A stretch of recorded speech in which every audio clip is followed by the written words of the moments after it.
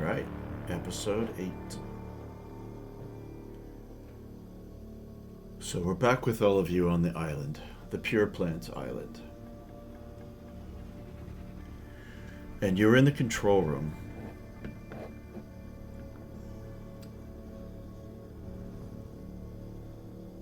And I did forget to check something before we started back up, but still.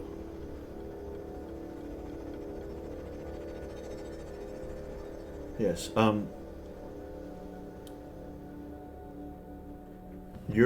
this room that you're in does have some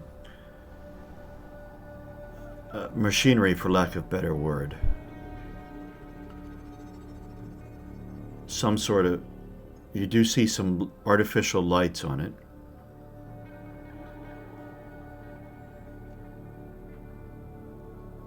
But it's equipment you don't really understand.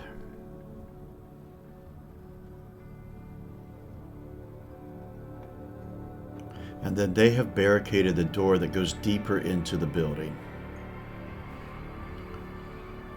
The 3 NPCs that you've discovered.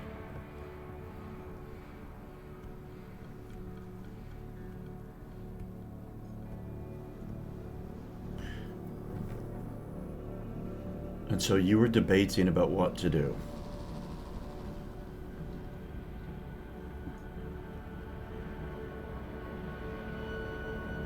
And the only thing that you know is that there are tunnels under this island that are loaded with zone ghouls. How many, you don't know.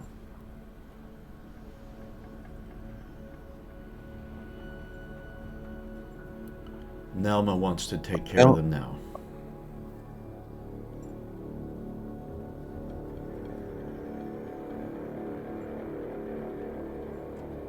Well, Nelma, I believe we've actually decided that we aren't capable of doing that and we need more help from the Ark. So we should return there as soon as possible now that we've rescued you.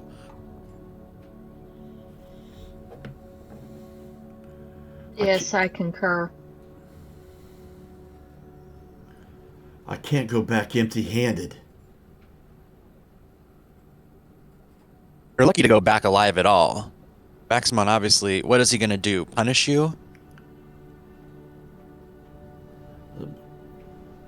He very well might. We were 3, and now we have all of you.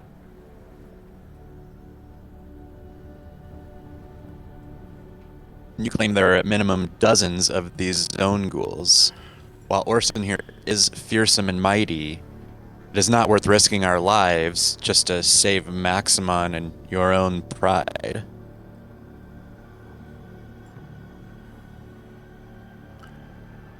Lambda, the gearhead.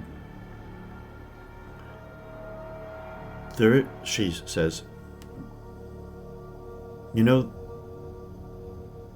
there is that mechanical we found it's on the other, it's before you get down deep into the tunnels. She's talking to Nelma. If we could somehow reactivate it, maybe it could help us. I'm eager to try. Lambda looks over to you, Trace. And it's not quite like you.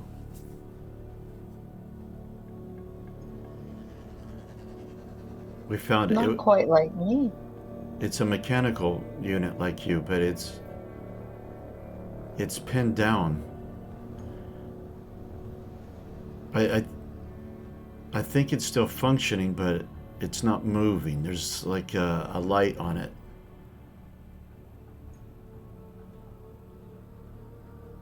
I shall like to see this. Even if it's not operational, its parts could definitely be useful.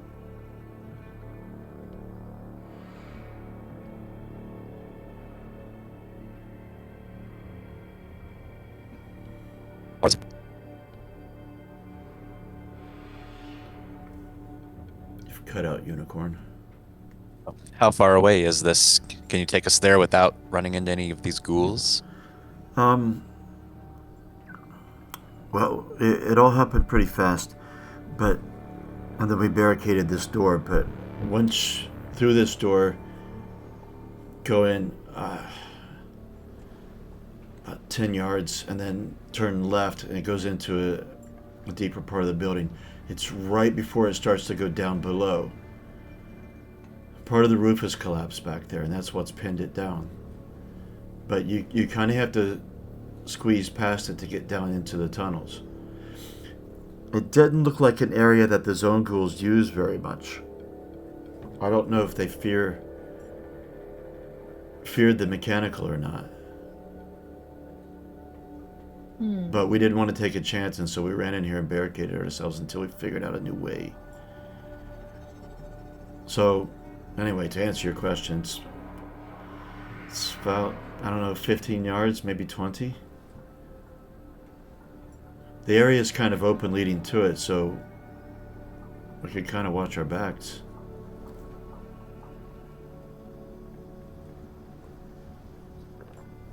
I look around at everybody, and is it worth the risk? If it's something you might be able to get parts from, then I definitely think it is worth. It doesn't sound like it's too far, and the ghouls seem to run away for now. Perhaps I will stay here with Grit. Two of us can at least watch this area, and the rest of you can go find this mechanical.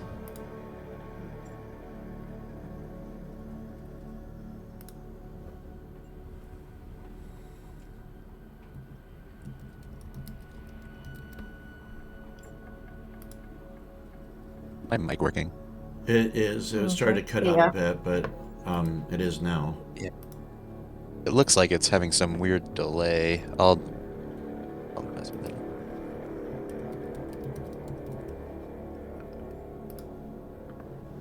I said I'll stay here with Grit, and the rest of you can go find this thing.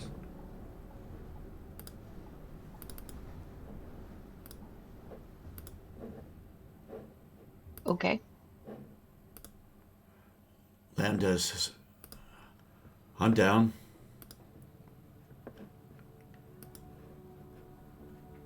I look back, and I'm gonna look at Lambda. Please, show us the way.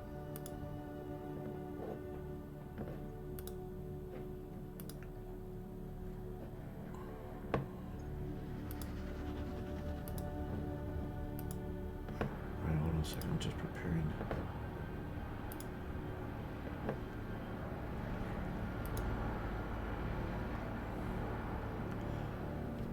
So, to speak for Orson, what would he do? He would leave somebody here with Vinny. Mm-hmm. He'd take Crystal with her dogs. He'd take Connie. He'd leave Annika.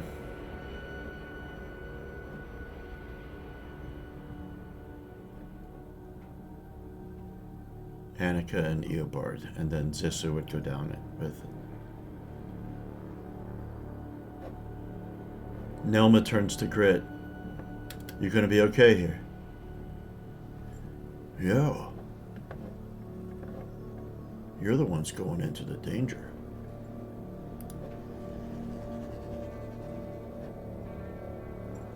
Alright, when we're through this door, Grit, I want you to barricade it back.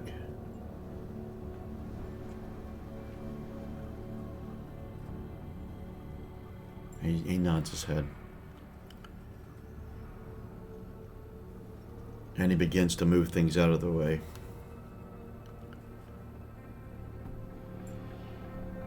Zissou joins in.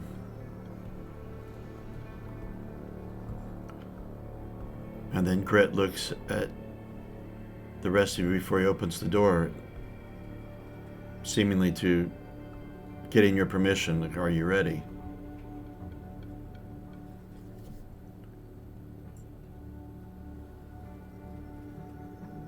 And then he opens it and kind of jumps back. takes a good look. Looks clear.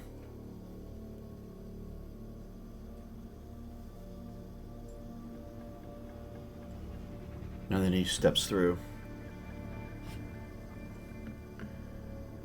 And you're in an area, if you follow him closely, I assume, you're in an area that is a much taller ceiling. It's almost like not a warehouse, but it's like double the height the ceiling is in here. And there's machinery that's derelict you can't identify. And a lot of debris. And Grid was right. It doesn't look like there's been a lot of activity here for some time. Other than you can see the path that the three took when they fled back into the control room.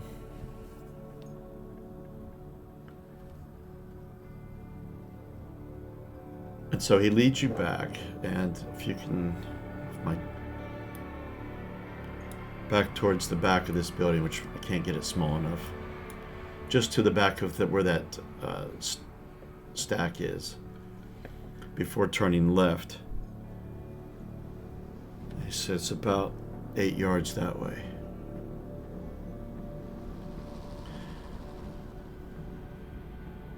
And that's where there's stairs just beyond it going deep, deep down.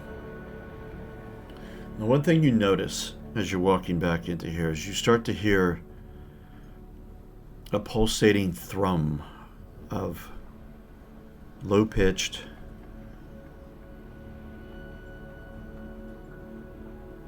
but quite rhythmic. I mean, it's quite regular. It doesn't sound irregular like it was something from an organic source.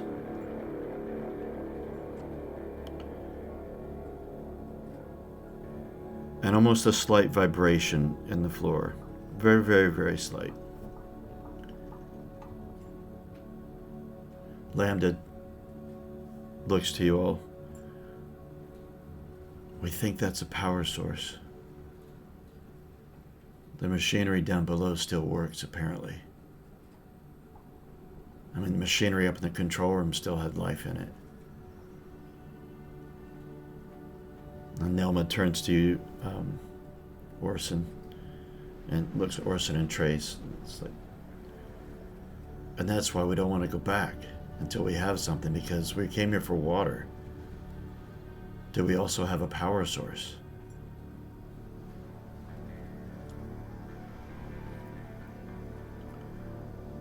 And they're really cautious as they lead you in.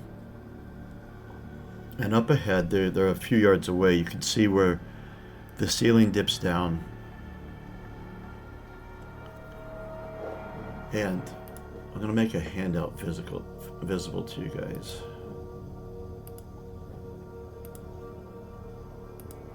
Called Mechanical. And it's visible now. I'll open it up for everyone watching.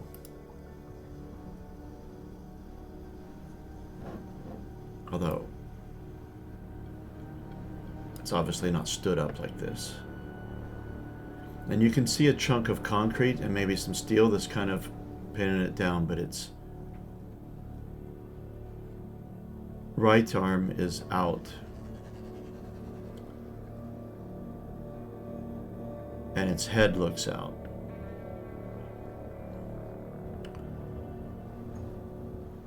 And Trace, you're immediately drawn to the fact that there is a little green light on its head, and it pulses slightly. You know this to be a standby mode that happens if you go into extremely low power. And it's to preserve. You may be able to interface with it and get information from it. Okay. Well, I'm gonna walk over to it and squat down next to it and attempt to interface with it. All right. I need to look up these rules again. Why I because it's when you haven't had. I don't think you've had a chance to use this yet before. This is the first, because Katinka and all them spoke. Yeah. It is your interact. I forget what. Isn't it? Let me look up that program. I meant to look it up beforehand, but I was doing something else. Here we go. There's data mine. Oh. No, that's trying to pull out of my memory. Yeah, interact is the skill that you would use, and it's Oh, I got no points in that. Yay! But you do have a network of 4 though. Yeah. Which is what it's based on. So at least you have base dice 4 is not bad. No, it's not. Let's see.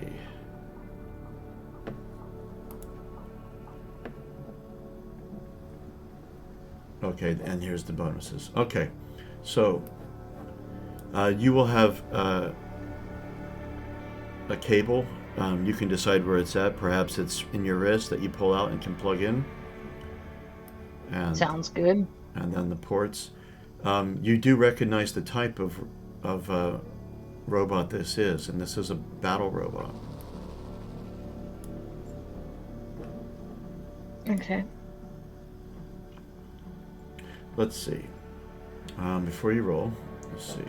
Actually, before you roll, what are you trying to achieve? What are you trying to find out or accomplish? Well, knowing it's a battle robot, I want to see what's its purpose here.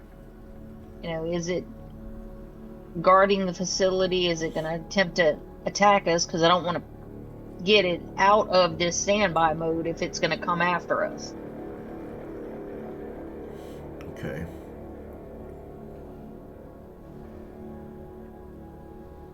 Okay, I'm looking at...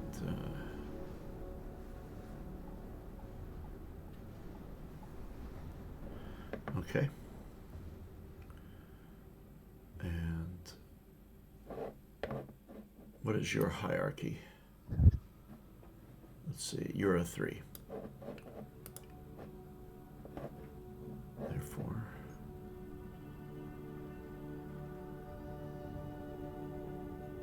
Okay.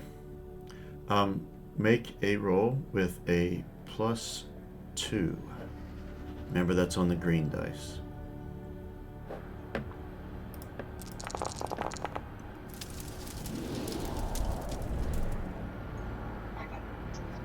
You have a single success.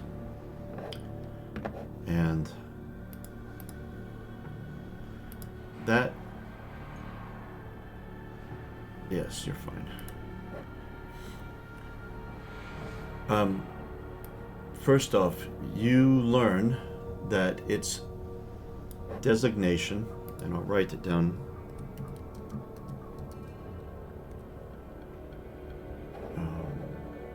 One second. Yes, that's what I thought.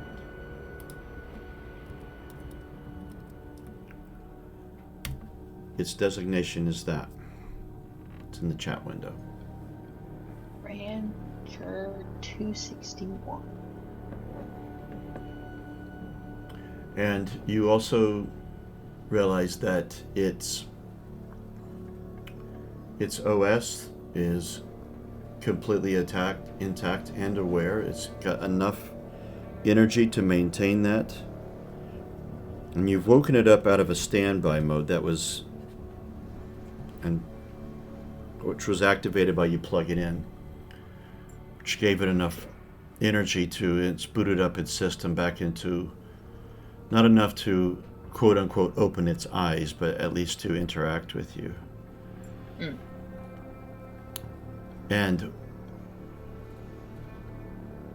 so you're asking it what its, would you say, what its purpose was in here? What is it? Mm-hmm. What is its mode? Is it in an attack mode? Is that basically what it is? Yeah. Okay. if I'm going to attempt to power it up more to save it, I want to make sure it's not going to attack us first. Okay. Well, Callum, how do you respond?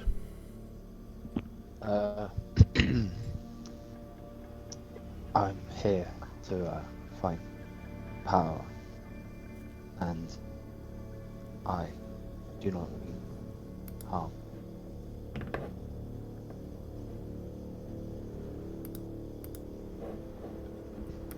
Who am I in contact with now?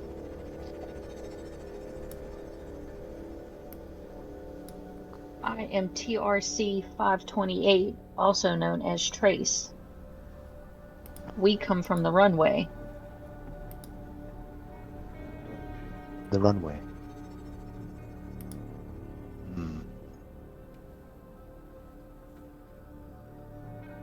How did you find me? Someone in our group saw you and told me of you. Decided would see if you were still operational or if your parts could be salvaged.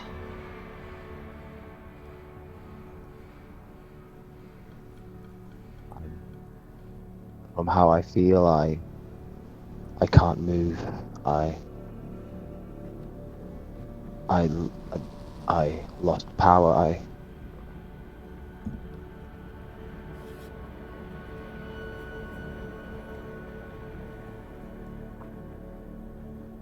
Well, now that we have determined you are not going to attack us, I will see if I can assist with getting you more power and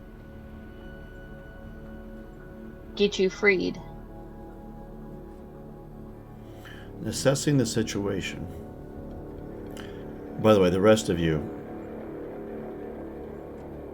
well, actually, Vinny, you're not even in there, but the rest are NPCs, and Orson, who isn't players in here, obviously, but aren't hearing any of this. They're just seeing Trace sit down and her eyes just looking back and forth as if she was speed reading. And complete silence. But Trace, analyzing the situation, you have a bear and yourself,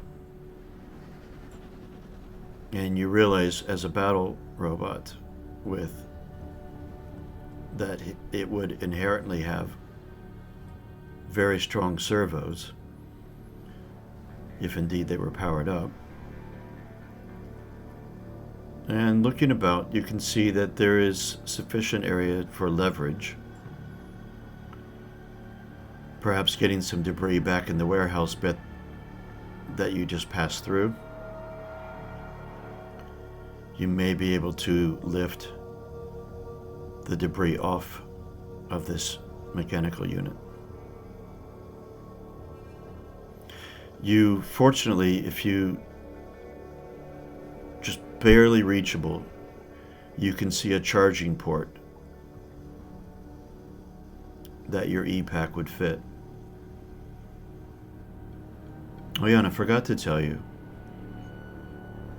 this unit doesn't look like the later units manufactured for Mechatron 7. This unit looks like it originates back from the war. 2 centuries ago. Similarity? Any similarities to the ones that we found in the Skyring? No. Different. Those were more security. Those were security bots, and this is one made for war. Gotcha. Okay. Oh. However, its wear and tear on its, other than scuffed up from the debris falling on it, it looks to be intact. It was just, it must have tried to brace it for a while, but just couldn't maintain the weight and collapsed under it. But its wear and tear, it doesn't look like it's been wandering about the zone for 200 years.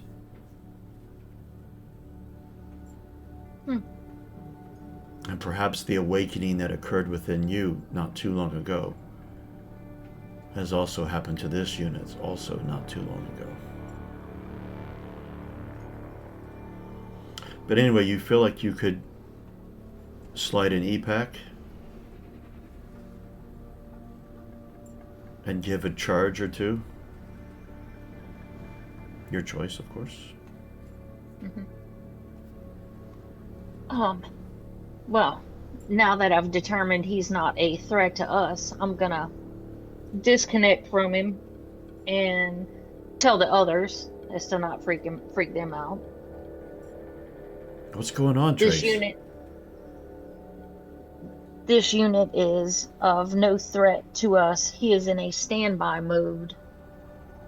I can use one of my e-packs to charge him, and hopefully we can get him from under this rubble. Orson is... Are you sure, Trace? I mean, I don't know mechanicals, but that one looks quite dangerous. He is indeed a battle model. But he has assured me he is of no threat to us.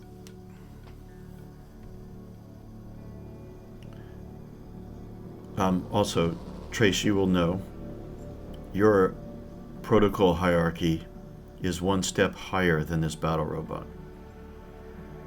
And that is how you are convinced of the sincerity. Okay.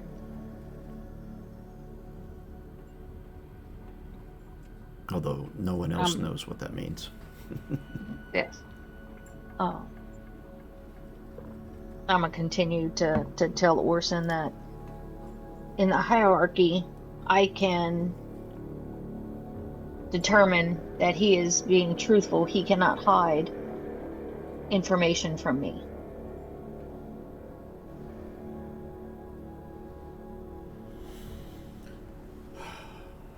Trace. Oh. Alright, I want weapons drawn and aimed. He's looking around all the Kodiaks. Connie, why don't you go over there, get a target. Trace, you better be right about this. I am. So I'm going to pull out one of my e-packs. And I'll give him 3 charges off of one of them. Callum, put 3 energy points in. It's in front of your sheet.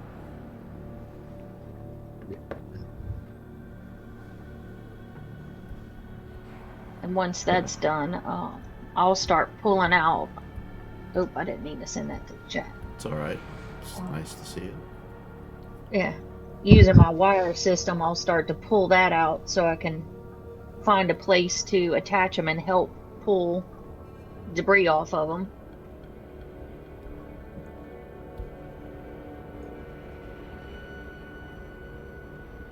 Oh, I forgot they have the lifting ability. Yes. Okay, they start snaking in and around the debris. I just want EP. Ranger, your systems are booting up online. And your servos, although sitting idle for the past 2 months, feel like they could move. Damage assessment. Surprisingly, you sustained no damage from the collapse. You took the brunt of it from resisting with your hands. But the weight was too much overall.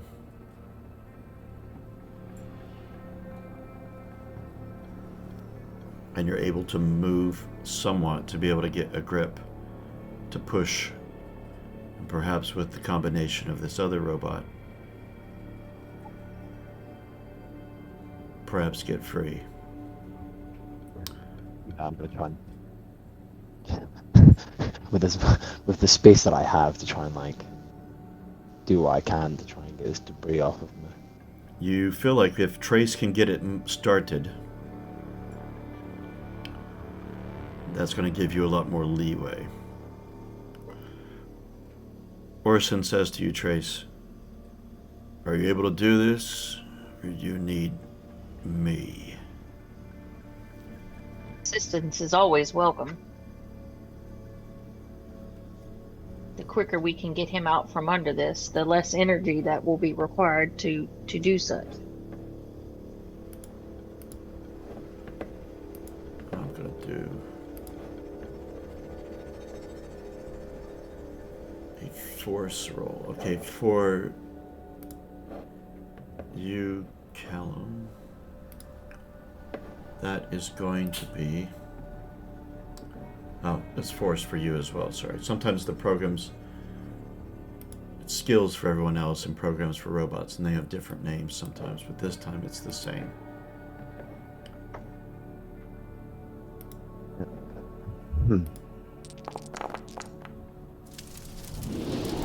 That's 2 successes from the bear.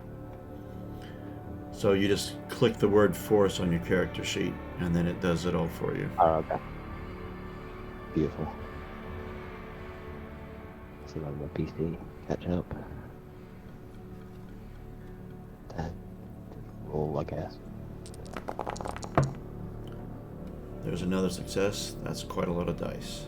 I forgot you put all those points into force. Of course, seeing that, you're thinking, how did I get stuck in the first place? And so since you've used a power, I'm not making you roll, so it's just a little bit too heavy for you to do entirely by yourself, but it isn't enough to have gotten some distance so that this unit could put its force into it. And then with Orson as well. This comes free enough, and Ranger 261 is able to slide out, and then Orson lets it fall after that. Boom. And then Orson steps back and raises his... Oh, I forgot he had a shotgun too. But he's going to raise his bat, his spiked bat. And he gets back.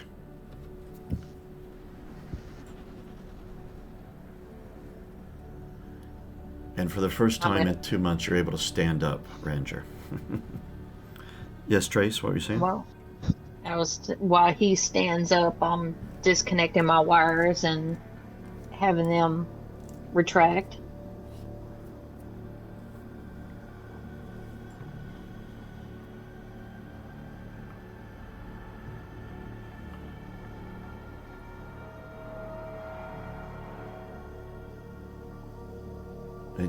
Orson looks at you, Trace.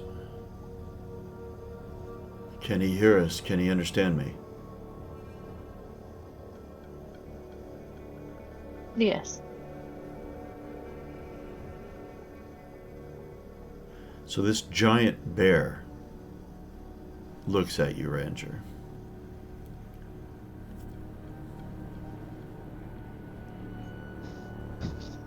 I'm just It gonna... just- My head's just gonna stare at him. And he's as big as you are. He actually towers over you. And right now your token is far too large. I will fix that. You're not that big. And this bear But he's looks... taller than me? Yeah, he is a little bit taller than you, but not Okay. too much.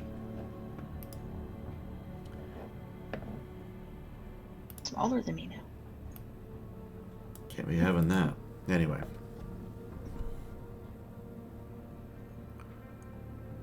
This bear looks at you and says, "You're clearly not the first mechanical I've come across.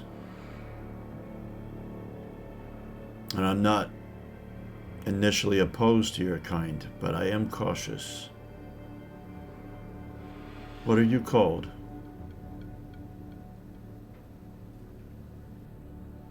Ran, GER-2161.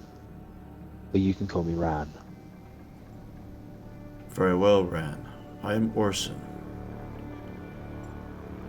This is my And gang. they extend my hand out as like a friendly thing. And he just looks at it.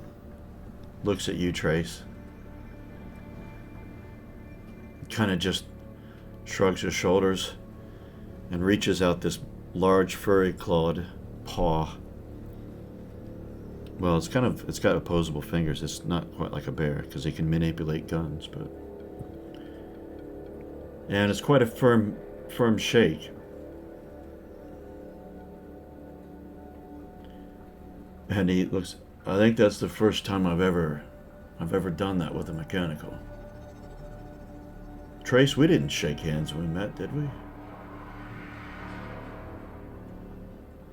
I do not believe so. Other than when I helped you up off the raft. That doesn't No, count. of course. No. So, Ran, how did you come to be trapped under this debris, and how long have you been there? I was looking for power. I've been walking and exploring, I guess, since getting out of that place where I was stuck for many years, and I think I've been here for about 3 months now. It's all a distant memory, as if time just blinked and it was here. Callum, I have put a journal item up for you. It's in the book Yeah. icon on the right. I don't know if you've seen that or not. Oh, okay, sorry. I forgot to tell you that I updated it. Yeah. I put more info in it than what I told you yesterday.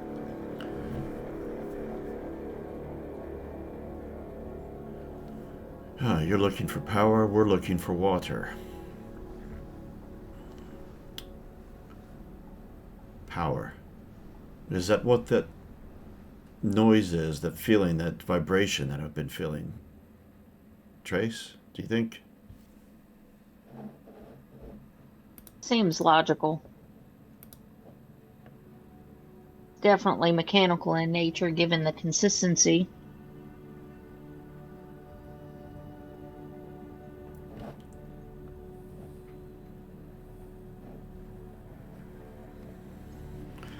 Orson looks back at you, Ran. Then maybe we can assist each other.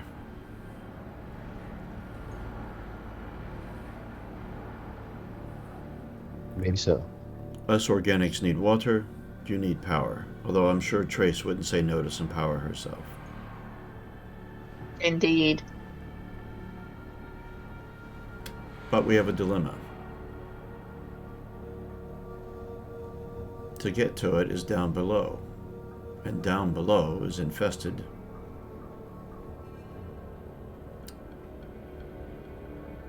with what we call zone ghouls.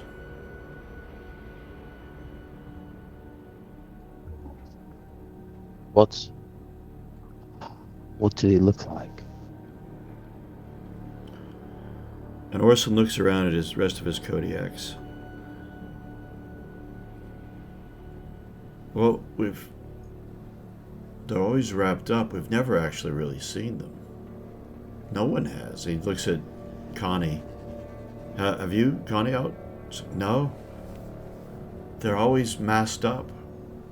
Humanoid shaped, size of people, but I can't understand their speech. The few times I have encountered them.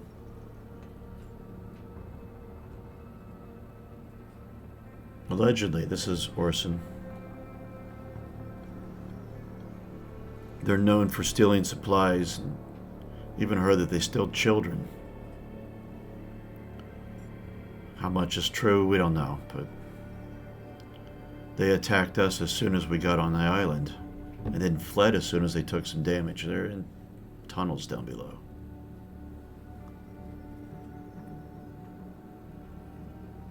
know how far we're down? How far down? No, we've not been. This is as far as we've gotten. Yes, my drone scouted one of the tunnels we found outside, but stopped at a door. That's where we followed them to. Further past where you found Ran,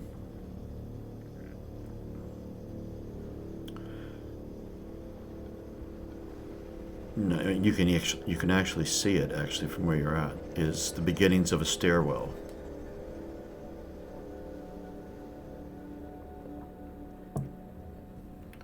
But while you ponder what you want to do, I want to jump to Vinny back with Grit,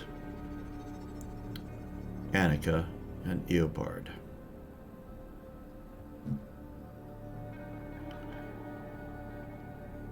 So the door was shut, and Grit begins to put back the barrier. Although you can tell he's not putting it back quite as firmly as before. Probably, you judge, so that he can remove it quickly in case they're trying to escape.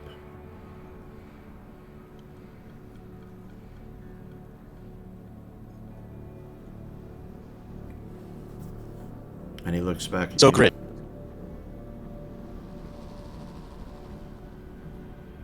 I think he cut off again. I was letting you finish if he was Oh, going to say sorry. anything. No, he just looks back at you. This is quite a mess you've been put into, isn't it, Grit? Just like shake my head and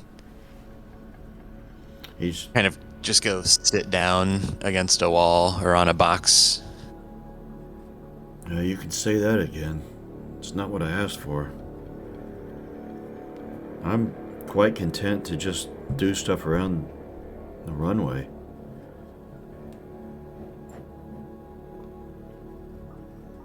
What is it you do for Maximon? Oh, little this, little that, just move this around, help these people move into a new place, build this door structure, stand guard. I see. I don't know. I Just think whatever they he tell me to do. chose this, and he chose to send you out here into onto death's door, facing unknown enemies. Doesn't seem very fair. I know, but Vorhan, the one who got killed by the trash hawk, he protected me. I worked for him, not directly to Maximon, but now Vorhan's gone. I'm not sure what I'm going to do. Yes, it's terrible.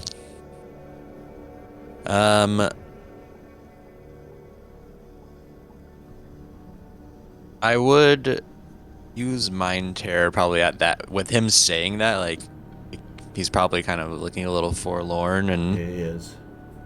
so I'm gonna use Mind Terror to give him a vision of Maximon, like, casting him out of the gang and him wandering the streets of the runway, just like derelict and, you know, with all the non-affiliated people just like living in squalor, and just this like flashes of images of like what his life is going to be like now, and it's fucking terrible. You are cruel. I'm gonna use 4 points, Oh my- mutation points to give. I want to give him 4 points of doubt. Good God, man, you are a... Let me roll. Do you have to roll?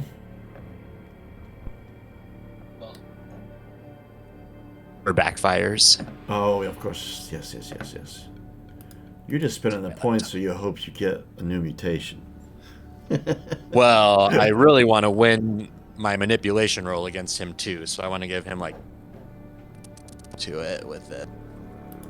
All right, let me just look up really quick for you. There we go. Yes. Okay. And you just need to roll 4 base dice. Oh! No, those are successes, aren't they? Oh no, They are not. those are 2 biohazards. Holy shit. Hold on, Okay, this is gonna I'll take be it. good. Hold on a second before you roll anything else. Oh, and if you push, yikes. No, you don't push on this. This is Oh. just when No, you use this the is like mutation. I rolled two misfires. Is that right then? That's right. Let's see. No, you only roll 1. So if you roll 1 or more, then it misfires. He still has the Okay. desired effects, but roll on the misfire table. Ugh, another cosmetic effect. What was the last one that Okay. you got? I couldn't use it the rest of the session, and before that, I got because I have like a permanent burn, like now too. From Oh the yes, same I effect. forgot. I feel like, gosh, I don't know. So when I use mind terror, like normally nothing happens, and it's purely me like psychically screwing with them. But I guess when I do this one too, my pupils turn completely black. Even more gruesome looking. Yeah.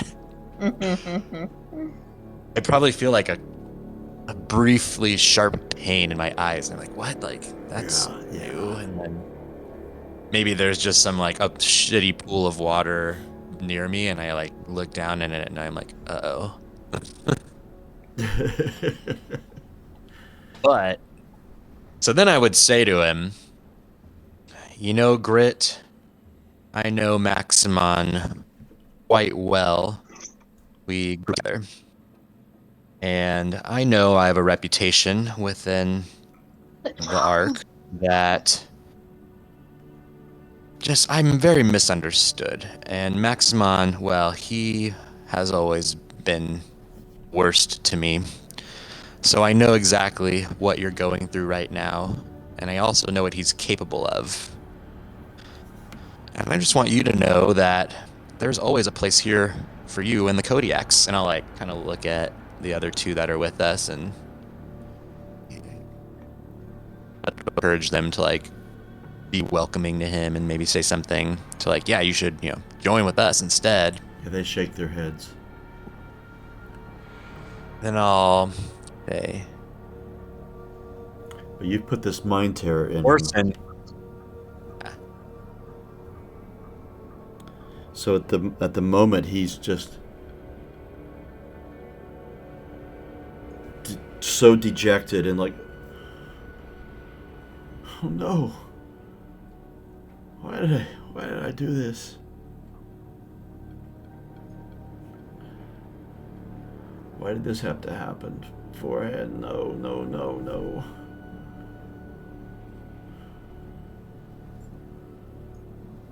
Do you think Orson would accept me? Oh, I'm quite certain. Orson is the greatest gang leader that I've ever met or that's ever been in the zone. He treats us right. He does everything he can for us. Never send us out on suicide missions. You know how Maximon is. You know why you're out here. It was to undermine our gang because of the positive influence we bring to the Ark. It's detracting from Maximon's reign.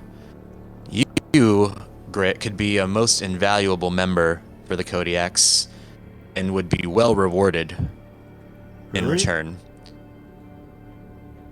Oh, yes. If you would be willing to do something for us. Oh, what? What would I have to do?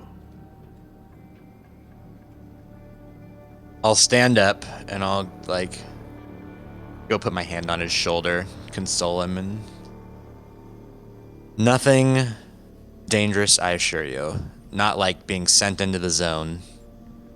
All we would need from you is to perhaps stay in Maximon's gang, secret, and get closer to him and report back to us. You would, of course, gain all the benefits of being a Kodiak, just nobody would know about it yet. What would I report?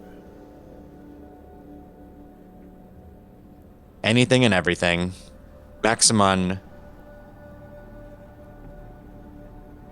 while claiming to be a great leader, the runway, is nothing but a selfish who would all join the Kodiaks, or all join his gang so that the supreme ruler of the Ark, and I have suspicions that he's behind what's going on with the Elder even, as a grab for power. I firmly believe that it's the best interest of the Ark that Maximon be taken down and taken out before he destroys all of us and everything we've built.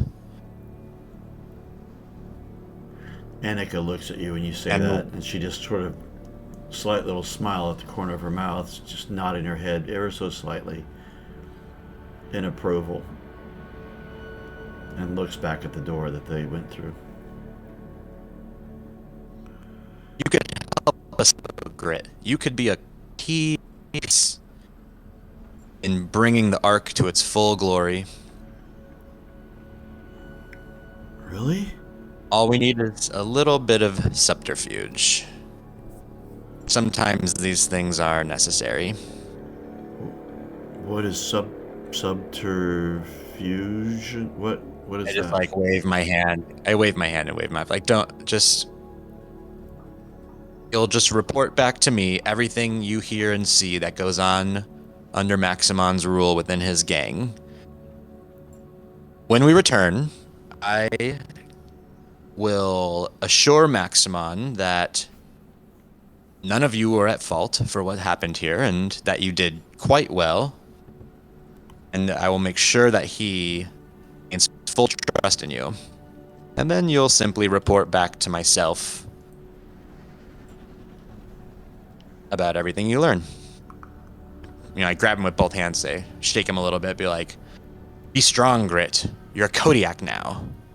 Really? This is for the good of the Ark. Yes. Good of the Ark.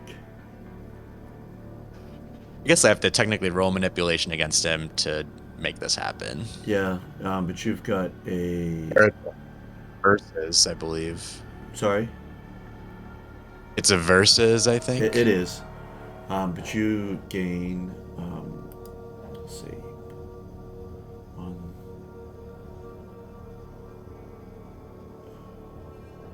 2... You have a...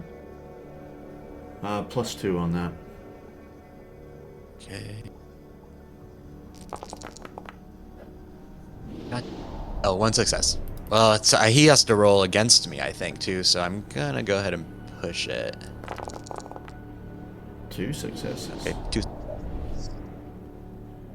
And then he opposes that with manipulation. No? For every additional success you roll after the first one, if he's broken by doubt, he does what you want without return favor. Did I break him with 4 doubt? I forgot about that. I forgot about that. Why did I forget that? Perfect. Hell yeah. Hold on. Right, nice. Doubt is... Oh, you did 4 points. Yeah, he is very, very broke. He has 0 now. 0. Nice, so he empathy. just does it. Yeah. That's gonna be great. So then I say, I'll let him. You're breaking up, Unicorn, really badly, actually. Oh, let's say, I'll wait for him to respond, and then something else. Okay. All right. I'm a Kodiak. I'm a Kodiak!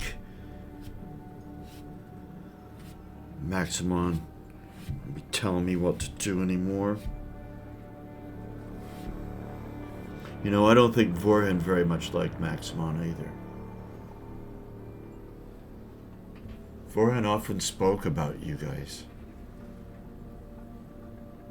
I will, in honor of Vorhan. Yes. Kodiak I will be.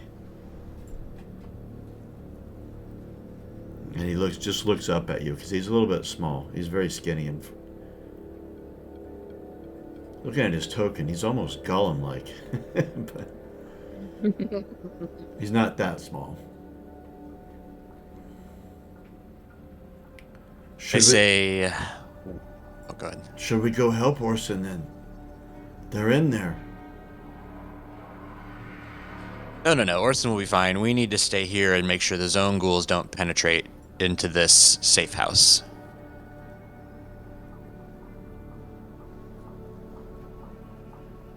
Okay.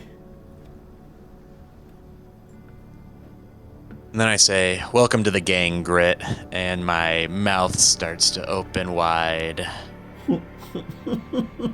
And all the saliva from my mandibles just starts dripping onto the ground and envelop his face with my own. What are you taking I'm like, from him? consider this your, God, what's, you like, bring some Initiation. I need strength to drain him of 2 strength. Okay. That'll max me out, give me a little bit of HP. I roll 2 base. Come on. Nothing happens. You know, your attempts to get more mutations. Callum, what you don't know, every time you use a mutation, you have to roll to see if there's a misfire and there's a chance it could trigger another mutation. But Brilliant. this grit, I also was at 1 strength, so I really needed. yes. So that's how Vinny gets healing. He takes it from others. He's kind of a vampire of sorts. And there's the of sorts. That comes up in our D&D game all the time. Saying of sorts. I just imagine the other 2. Of sorts means he's worse than a vampire. Yes. Yeah. 3 out of 4 of Grit's attributes are damaged. 1 is decimated completely and his strength nearly is. He sinks down onto his butt and leans against a wall. But he's got a smile on his face. And he looks to be at peace. And Like the other 2 Kodiaks in there just like shudder and look away when it happens. Yeah, They're all too familiar. Yeah. Well, they saw what happened to Prodigy. Right. And so, yeah. All right. I pat Grit on the head, and then I go over and stand by the door with Annika and kind of pace around nervously, worried about Orson.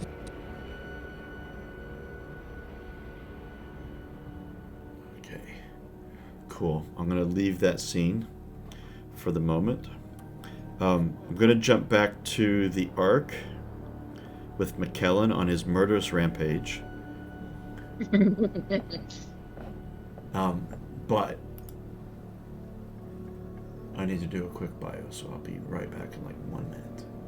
1 second. Yeah, I need a drink. Yeah, I'll be right back too. All right, I'll put us on a very brief break.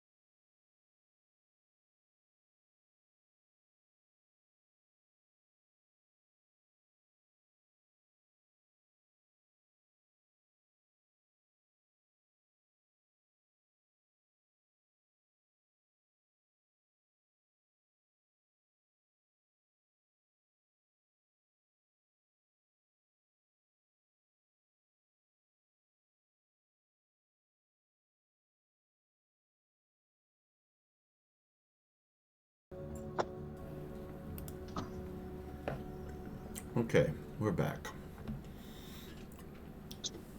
Back at the runway. Let's jump the map back.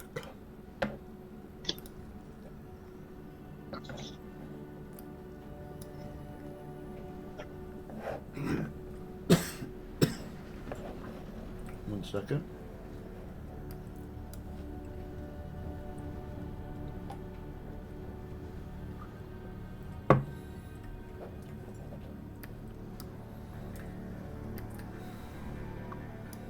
There we are.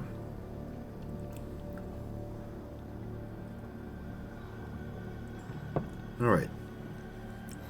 Oh, you got a weird echo. Me? Yeah.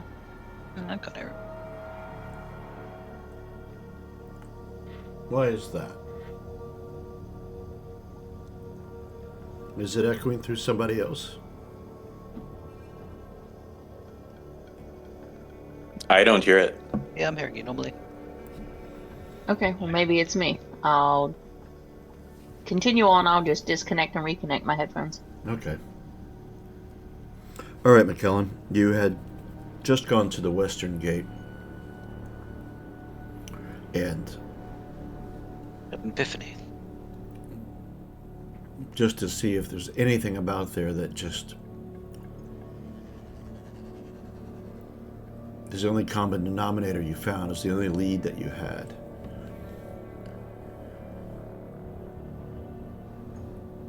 And just as you got there, or shortly after you got there, starting to look around the area. So there's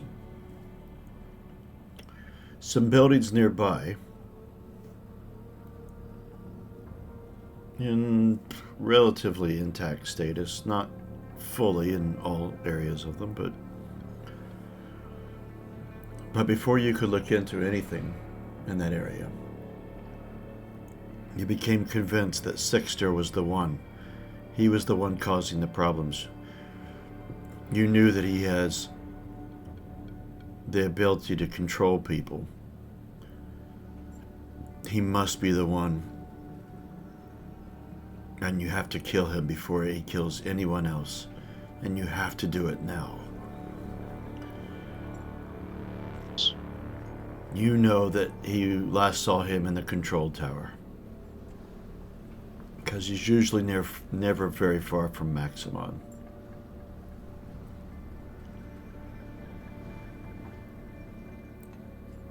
Maybe Maximon's next.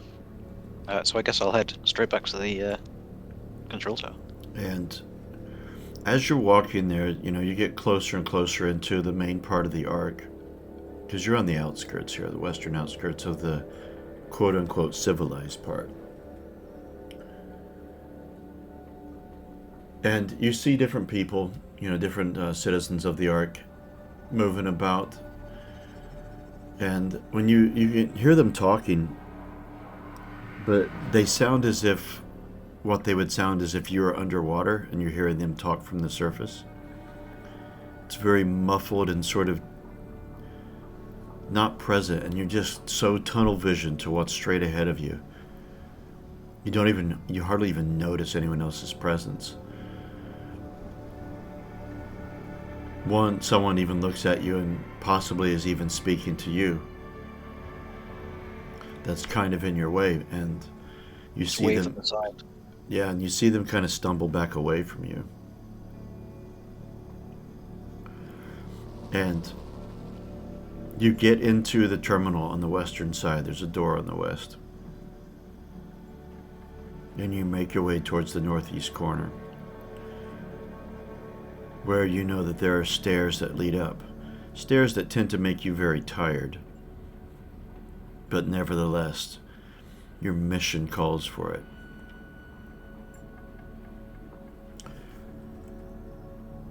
And I would say you barrel up the stairs, but you don't, no matter how determined you are, your energy level doesn't allow you to do that. However, you are steadfast. And as you go, your resolve, your being convinced that this is the solution, grows more stronger in your mind.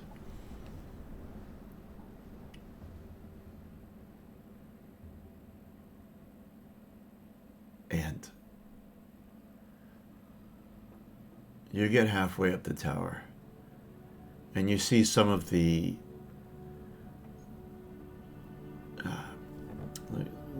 the people that Maximum uses as guards. Yeah. Who you've met before anyway, because you were just here interrogating prisoners. You can't necessarily notice because you're in just such tunnel vision, but they do kind of look at you strange, but they don't stop you. They're used.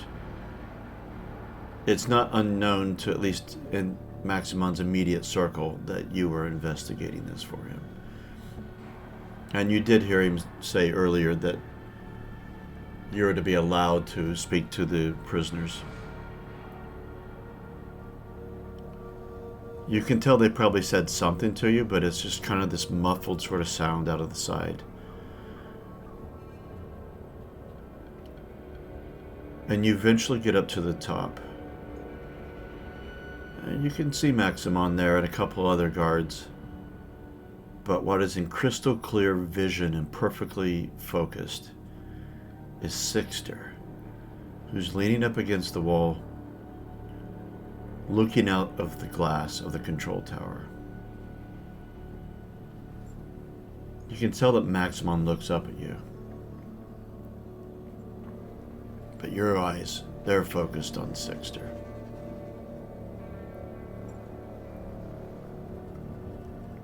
What do you say? It ends here, Sixter. Huh? And it ends here, Sixter. And can I send a bolt of telepathy to Yeah. fry his brain? Let's- So I probably use, I reckon, 4 points. Oh my think god, that's we'll more come than a bolt. That's like a... I'm trying to kill him. Spear. Yeah, that's like... You should probably just blow all 10 points. Well, I mean, I could blow 5, but he's not going to have more than 5 Right. wits. Hold on. Let me call his... Oh my gosh. Let me call his sheet up. There he is. So let me drag his token out, although it'll be gigantic on the screen. There he is. And There's no rule that it's like for every point beyond their like an extra injury or anything like that. you inflict 1 point of confusion per MP spent, is what it is on telepathy. Oh, okay. It's a mental short circuit to literally fry the brain. And...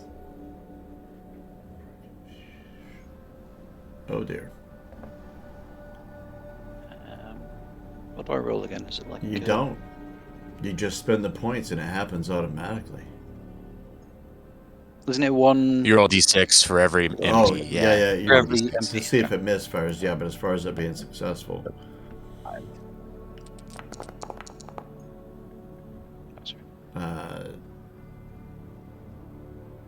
It'd be better if you did the roller. So you got... Oh, sorry, yeah. Do you want me to? No, it's roll it? okay. 6s would be a success. Doesn't matter. So You didn't get what- any hazards. You didn't get any 1s. Okay. It's all right. So, But you need one more d6, don't you? oh yeah. Okay, I'll go Did for you do 5. 5 points? I suppose that will be sure.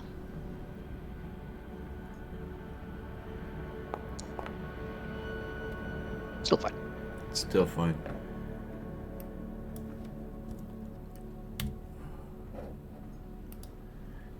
And you see him shake. Head goes back and kind of hits the wall that he's been leaning on. And he sinks down. He just slides down the wall slowly, and the look on his brain, or his face, sorry, you can't see his brain. Maybe you do. Maybe it's seeping out of his ears right now. But the look on his face is just complete, what the hell just happened? And And I draw my knife.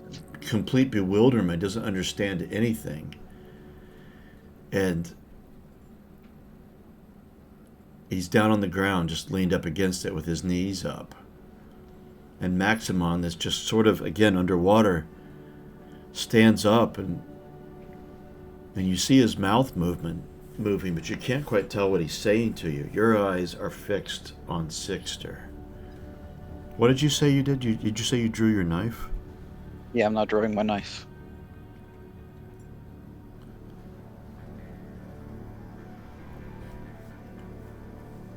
And approaching him to finish him. okay, let me kill Maximons.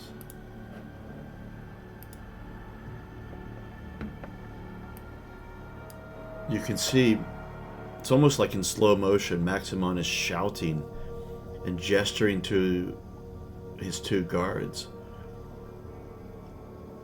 And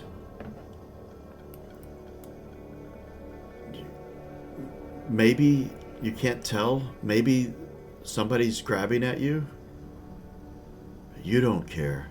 What's on your vision is Sixter, and the blade tightly gripped in your hands. And right at that point, you're standing over Sixter,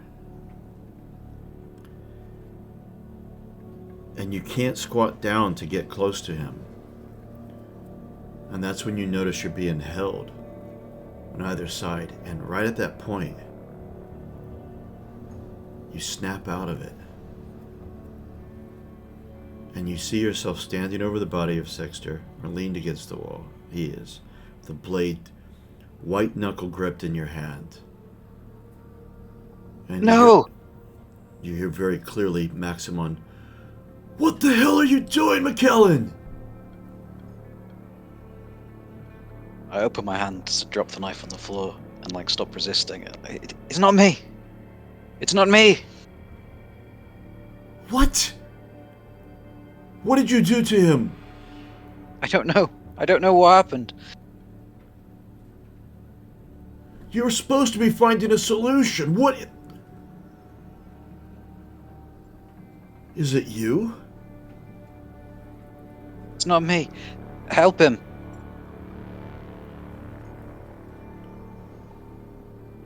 And he sends, you see Maximon, he gestures to one of his people who's in the doorway. And he nods, and the guy runs off.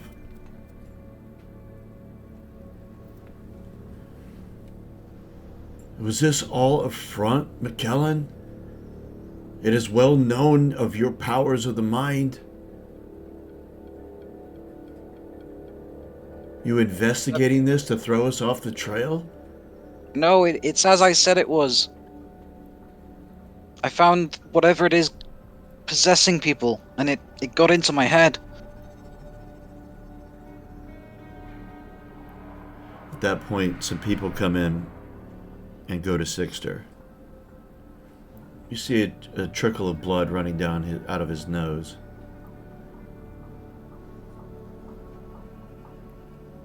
Maximon looks down at Sixter. And the two guards sit him down and hold him there. And they force you back into a chair. Yeah, I don't resist. Not that I could. No.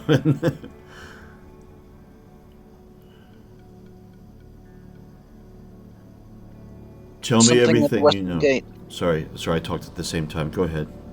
There's something at the Western Gate.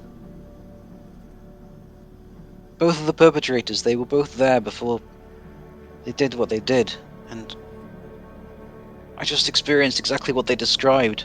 Everything got hazy. I wasn't myself. I felt so certain that Sixter was behind this. Sixter has been with me non-stop. When the last murder happened, he was right beside me.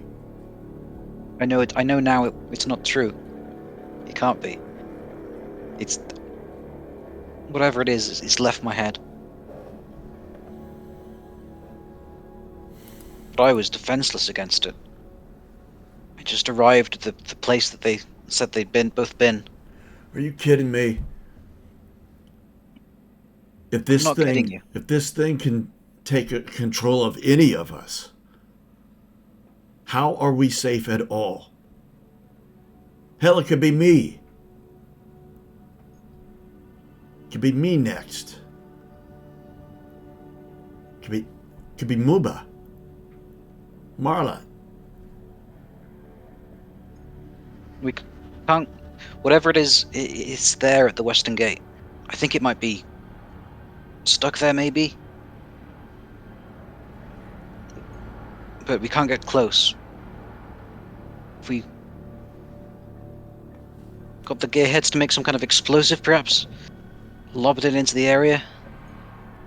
I don't know. Or perhaps one of the robots could be resistant to this kind of thing. Trace is gone. There's only The that. one from the wheel is still here. We don't exactly know her allegiance yet, now do we? But it would be immune.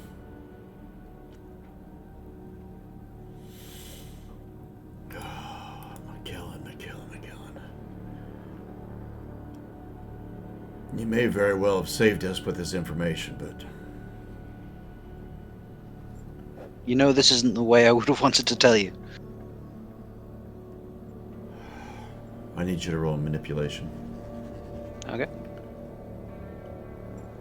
I just to age her. Always. So yeah, I'm gonna push.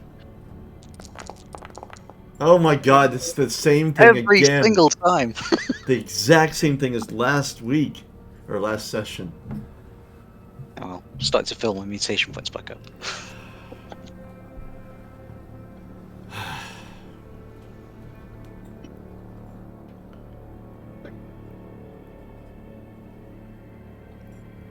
Lock him up. And bring me that robot. We're headed to the Western Gate. I wouldn't go there. Lock me up if you want, but no one with a mind should go there until we know more.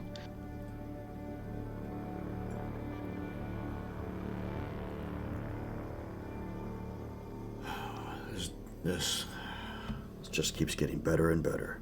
Better and better.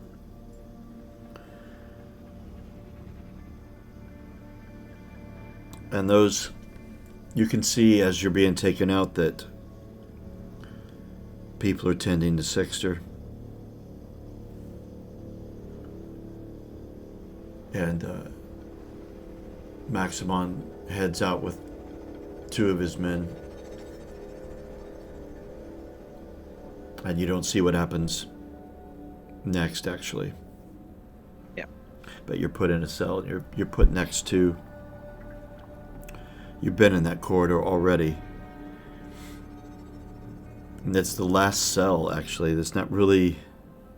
It's unprecedented to have this many people in the brig. Maybe a bar fight here and there, but this is new ground for the Ark. So your room is kind of smaller. Probably was once used as a broom closet. Sorry. And you see people standing outside. And so I'm going to jump back to Trace and Orson and Ranger. Okay. For the moment. Just because things are happening.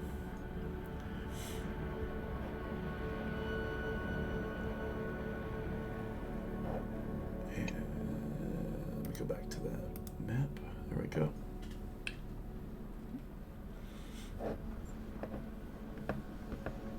All right, so you guys are stood at this stairwell.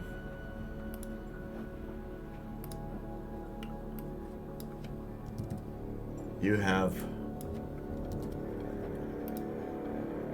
two dogs. Let's let me back up. You have an enforcer in Nelma. You have a gearhead in Lambda, who can't take her eyes off of Ren at all, and she keeps eyeing up Trace as well too. Although at least Trace she already knows, or at least knows of. And then you've got Orson and Connie and Zissou, Crystal and her 2 dogs.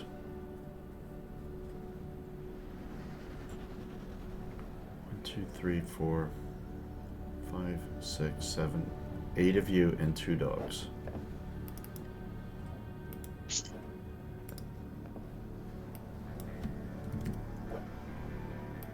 What do you do? Oh, I think in my usual fashion, I'm gonna deploy my drone to go down the stairs and get an initial look.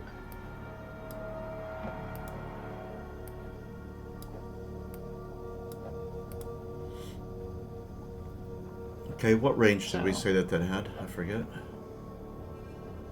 I think just one zone Oh, that it okay. can report back to me instantly. Okay, well, like, basically that's everywhere here. Okay, and that's an energy point to do so? Yes. So, I tell everybody that before we decide if we want to go down there or not, I shall scout the area with my drone. So, oh, what it? No, that's not. I deploy it and send it on down the stairwell. Alright. And it makes us so you guys all see that Trace's eyes become disengaged with the immediate surroundings. And she just stands very still. As this unit. You're wearing a jacket, aren't you, or something like that? Yeah, a So, jacket and a little knit cap. so you have to lift it up because it comes out of your lower back, this drone. It's more between my shoulders, so I drop the jacket off my shoulders. Oh, okay. I always thought it was in your lower back. No, that's on your hips is where your wire system is. Yeah, Yeah, that's right. I So guess it doesn't really matter where it's at on my back, but it's just for visual. yeah. And so this little unit begins to hover.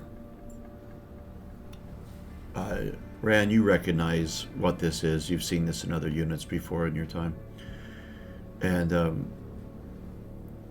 it disappears down the stairwell quite quietly. And what you see, Trace, is a stairwell that seems to be mostly intact. Probably safe enough from your observations.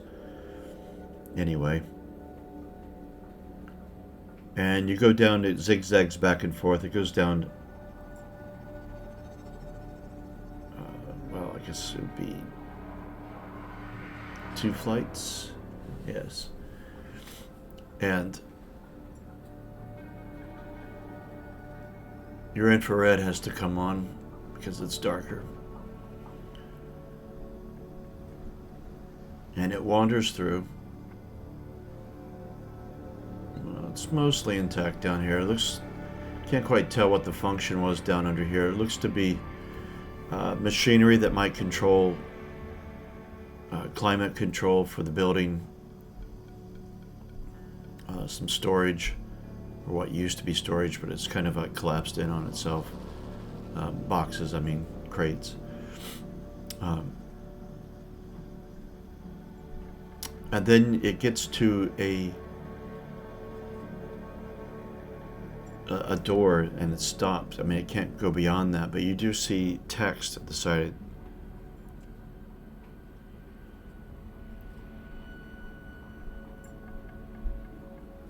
And the text, the sign on it there, it says,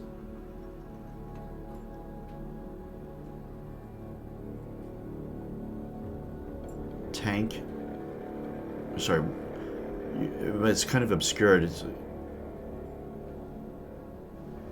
You must be the word water.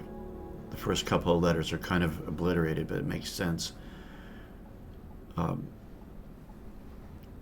Treatment Bay 2.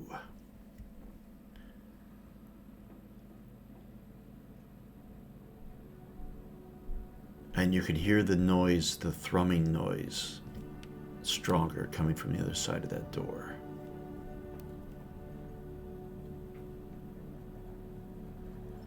And a little bit of heat you detect on that door with your IR. Okay. And of course, since I've hit the door and the drone can no longer go anywhere, I'm gonna relay this back to everyone, telling them there are several flights of stairs here, appear to mostly be intact. At the bottom is a door that I cannot pass, with a sign that appears to say water treatment. The noise of the mechanical item is louder down here, and the door is warm, so there is definitely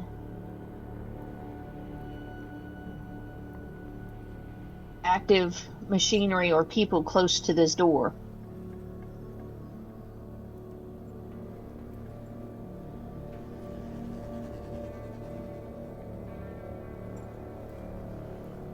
Rand, do you charge yourself up fully? You do have your E-Pack. Or charge At the yourself moment, more? no. I'm kind of just trying to get myself back together with the fact of being not moving for several months. Testing out your servos, bending down, flexing your Yeah, arms. kind of just doing like system checks and stuff like that. Which is a bit unnerving for the rest to see that your joints moving, because your joints can move any direction. But all right, Nelia, when you say that, Trace, Nelia is.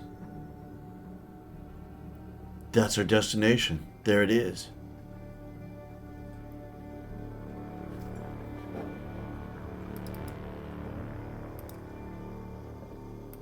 She's got an axe she pulls out.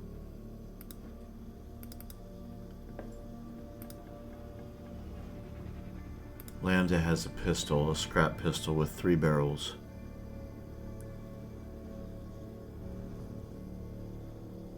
Well, if we could get this door open, that I could send the drone in, I could scout more. But will the door open quietly as to not give us away?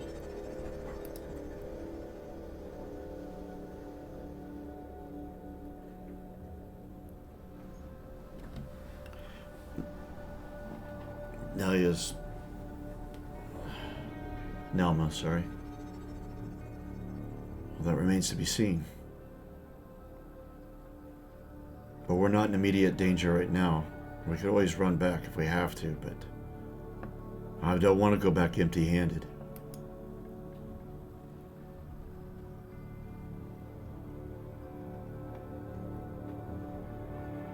Orson looks to you, Trace. I actually hate making decisions for the boss. That isn't what he says. This is me, the GM. Yeah, gotcha. So I actually kind of rely upon you guys to what would he do, sort of thing. So what do you think, Trace?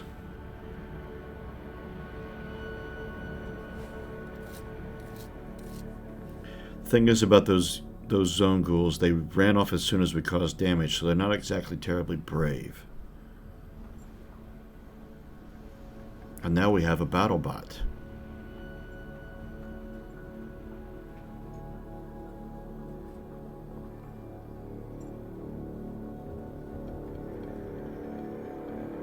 Well, could be worth the risk of attempting to open the door just enough that I could get in. Alright, there's no harm in that. We could always brace the door if it's okay. And he looks around at everyone. Alright, I want weapons drawn.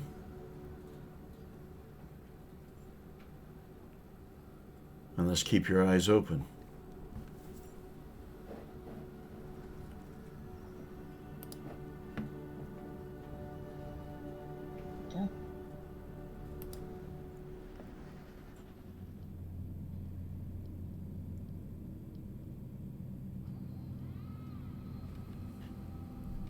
And you begin to descend. Now it's extremely dark down here.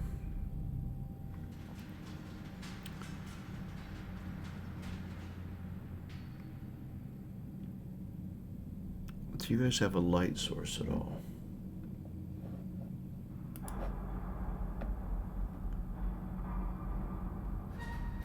Because it's only your drone, Trace, that has infrared by itself.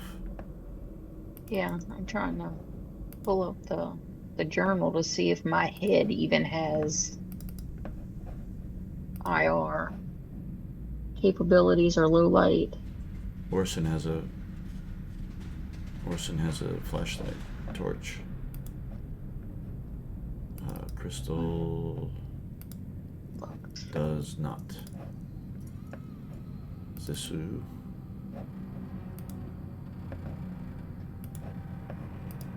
It does not tell me if it have IR. It says it's human light. Lambda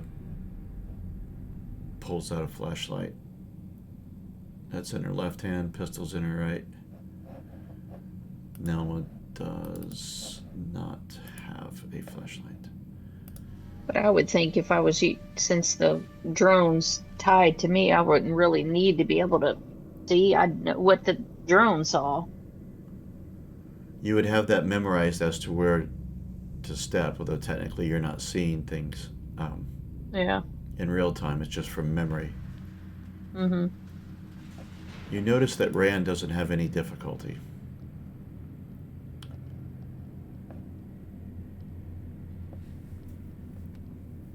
And you descend the stairs.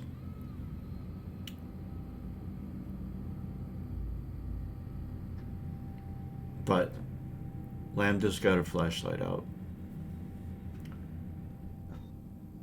And it's kind of like she's deliberately trying to not give away position, so she's partially covering it and kind of like holding it up briefly to kind of see the way, then kind of ducking it back down, holding it against her body. And you can see the things that your drone pointed out, some of the machinery and some of the sort of decimated sort of storage crates. And then you see this door at the end. And it's a heavier door. It doesn't seem to be decayed, and it's actually made of a type of metal, which isn't too overly rusty. And yes, as you get down here, all of you feel this thrum, this pulse.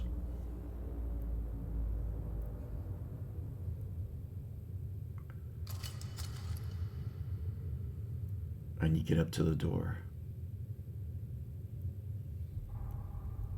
Who's in front? I'd imagine I probably would have been in front. I sent the drone down there, so I would know the way. They only have one light. You put your hand on the door and you can feel that pulse. And your sensitive robot sensors, you can detect a slight temperature increase.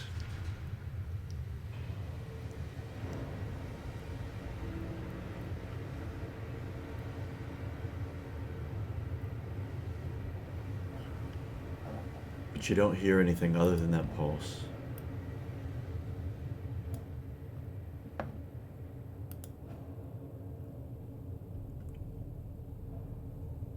Orson's, what is it, Trace? The machinery pulses stronger here, and the temperature of the door is slightly warmer. And I'm gonna reach down for the handle and start to slowly turn it, being careful not to make any noise, All right. if at all possible.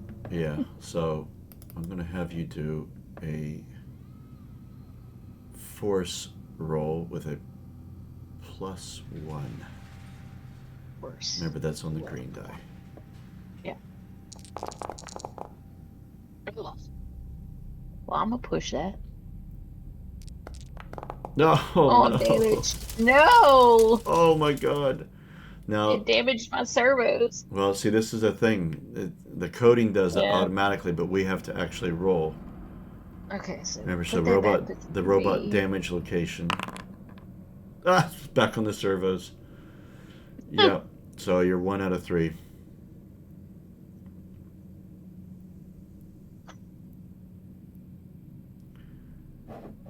And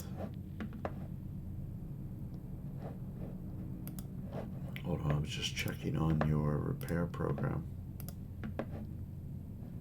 I have no repair. But I got 4 network.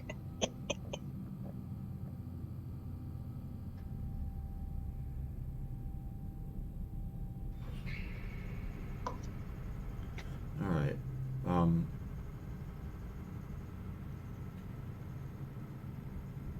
yeah, it doesn't give a time thing, but it's more of a straining your servos is what happens as you're trying to.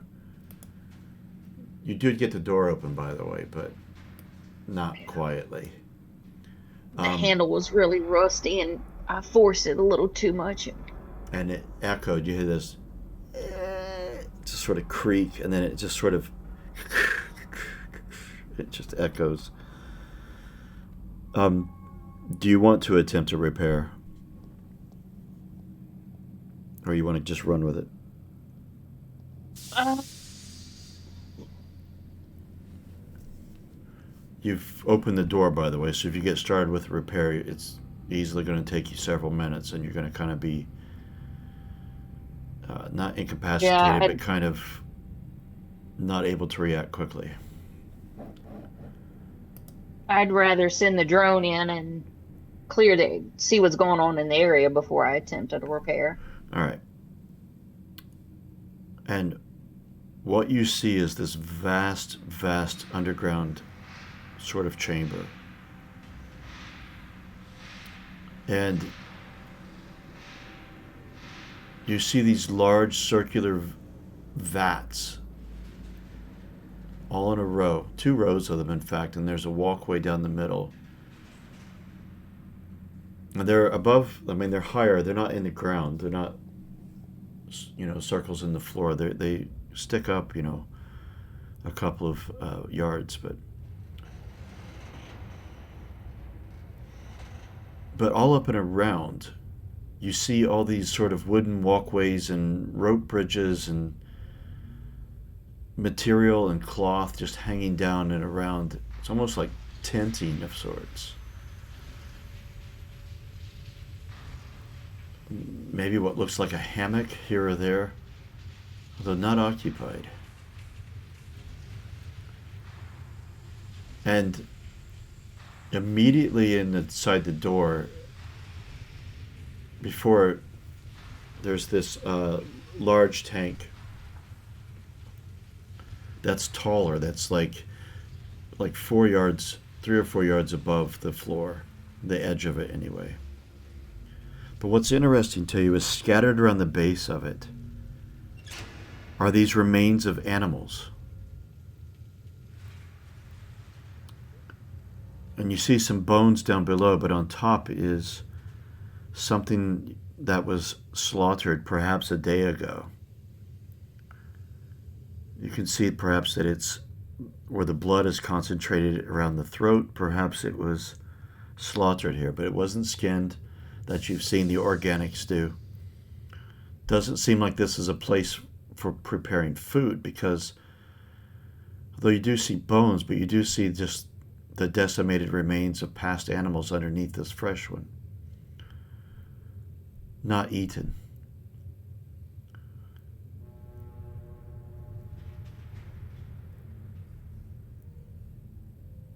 And you see some sort of rough markings, like a painting, like a paint or something that's it's like 3 squiggly lines, one that sticks straight up and then 2 that stick out at a 45-degree angle. Now the walkways and cloth and stuff that I told you previously. That's much further down. That's some at the beginnings of that is like 10 yards away.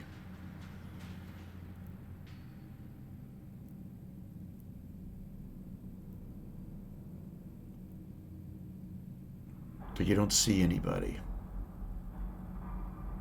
And what your senses pick up, you smell water. And most importantly, when you're smelling it, you're smelling a complete lack of rot.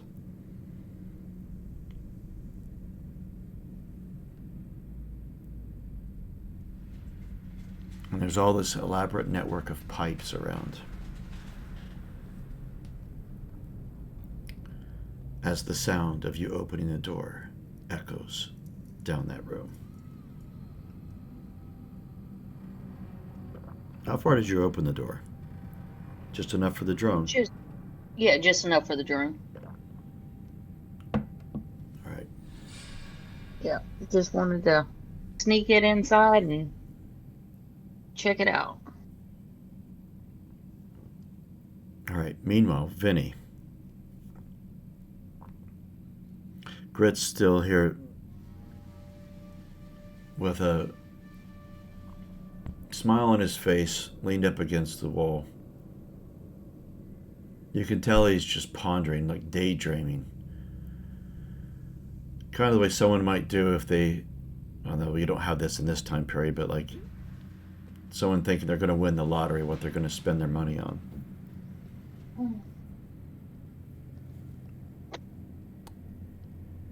Meanwhile, Annika and Eobard.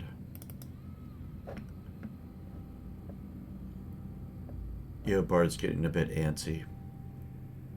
You know that he has the ability to run very, very, very fast.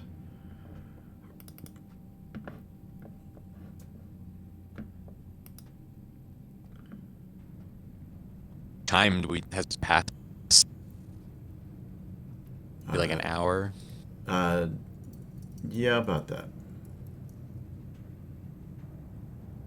I can go up to the two of them. It's been too long. I'm getting worried. Grit and I are fine here. I'll barricade. The other door's locked. I can watch this one, and we'll make sure no one comes in here, and we'll be fit. We'll be fine. But you need to go find and make it okay. You are seriously breaking up, Unicorn, in your audio. Really? Yeah, Mhm. it's constant, actually. I'm buying a new mic soon. It's been fine up until. Yeah, it's never been a problem in all the previous sessions. Yeah, it's annoying me. Grit's strength left, right? Like he can walk. I have to say that one again, man. I'm sorry. Grits, what?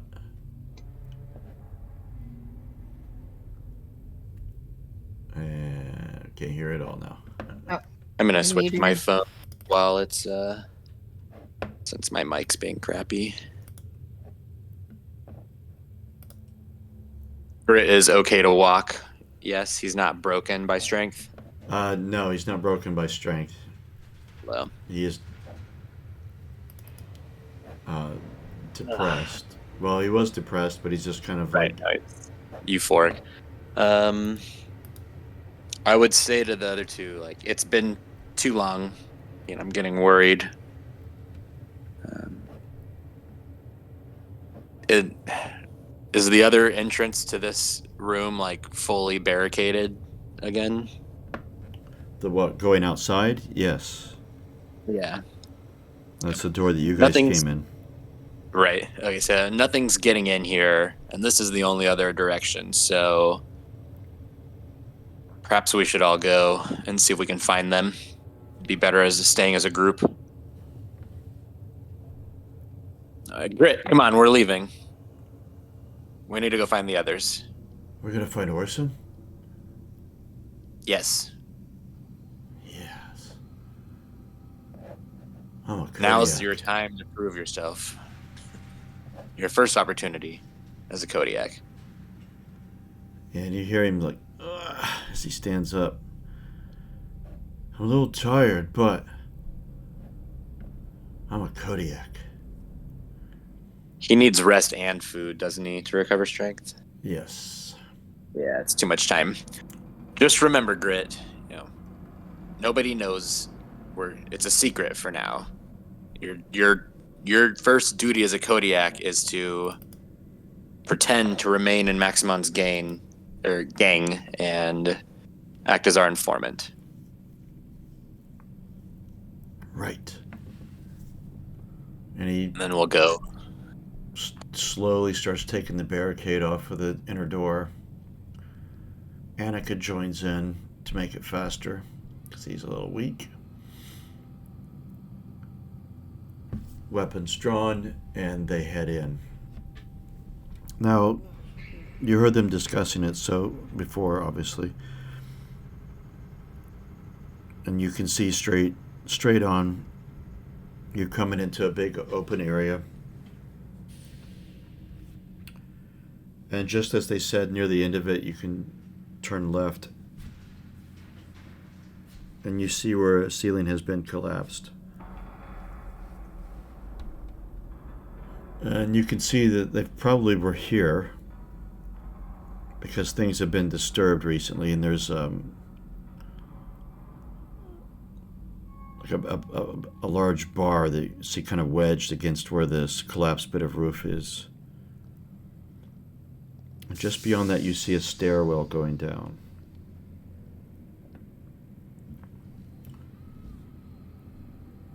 And Grit looks back.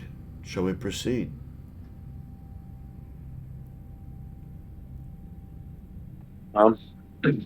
There's no other direction, it seems.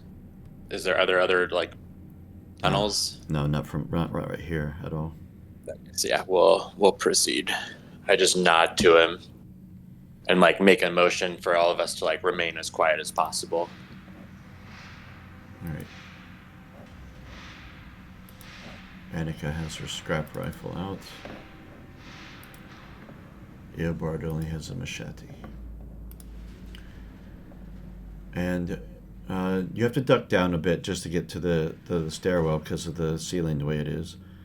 But then you get to the stairs, and you go down 2 flights of stairs, and you're in darkness. And let's see.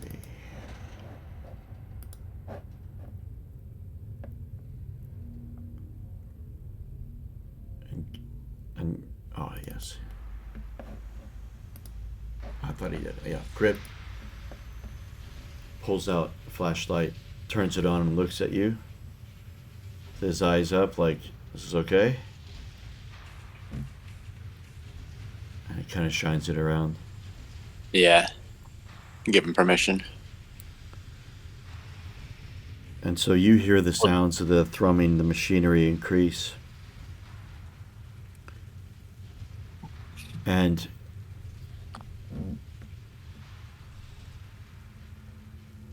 Trace, no. Ran. You hear the sound of something or someone coming up behind you.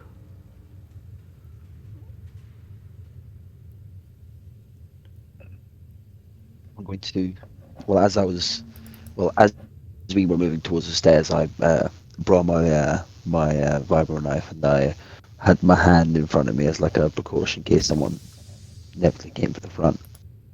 And I'm gonna look. I'm gonna look to Trace. I'm gonna say, "There's someone coming behind." And then I'm gonna slowly, and as I can see, I'm gonna slowly like turn my body towards behind us. I'm gonna start walking backwards as we continue forward, as like to watch who's coming and how many. Well, we haven't gone in the door yet. No. We're all still in the Oh fuck! stairwell. Oh fuck it! I didn't know that. Sorry about that. I'm gonna turn around and make sure I'm ready in case either they're friendly or foe. You can see a few moving, and they have a torch, flashlight.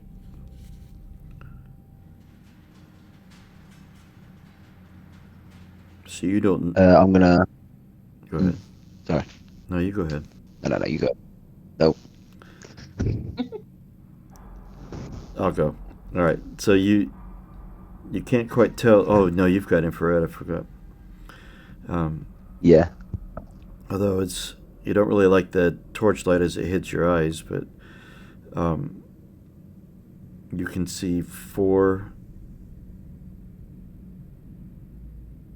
individuals. One of them a bit smaller than the others, and the small one seems to have the light source.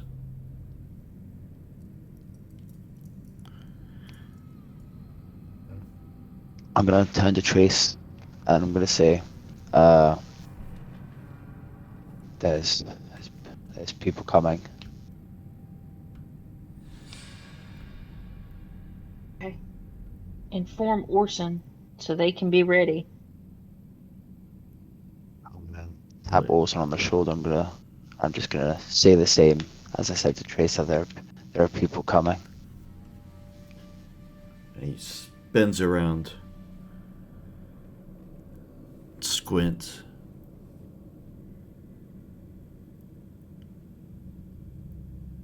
I think that's it. Oh. They're with us. And you see him wave his big bear paw, oblivious whether or not they could actually see him.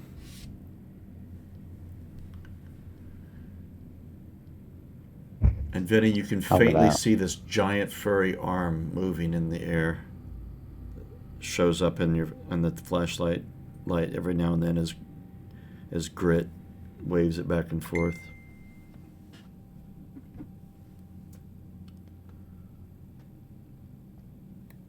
Kind of like whisper yell like, Orson, is that you?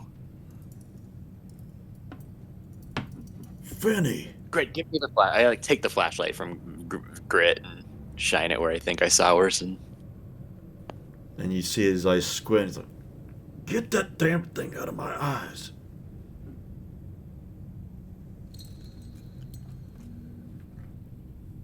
No, we were worried. We decided to come. We'll like walk up to them.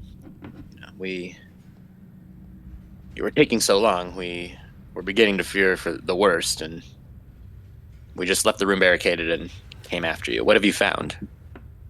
I'll look at Trace.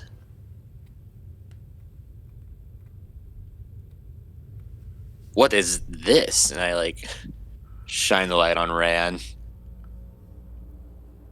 I'm gonna bring my hand to my face as I'm very much blinded from this light just impulsing into my cameras, and I'll turn to him and I'll say, "My name is Ran, GER-261, but you can simply call me Ran."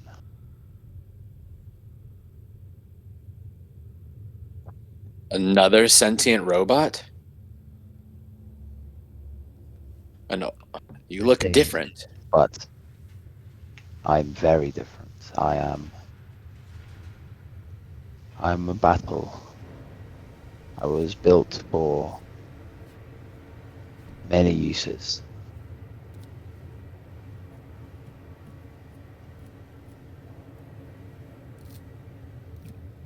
Vinny's eyebrows raised a little. Orson turns to you, Vinny. We found the water. But this looks like the Zone Ghoul's lodgings. Indeed, but I am not picking up any in the vicinity currently. IR doesn't show any in the area here. Don't know where they could be.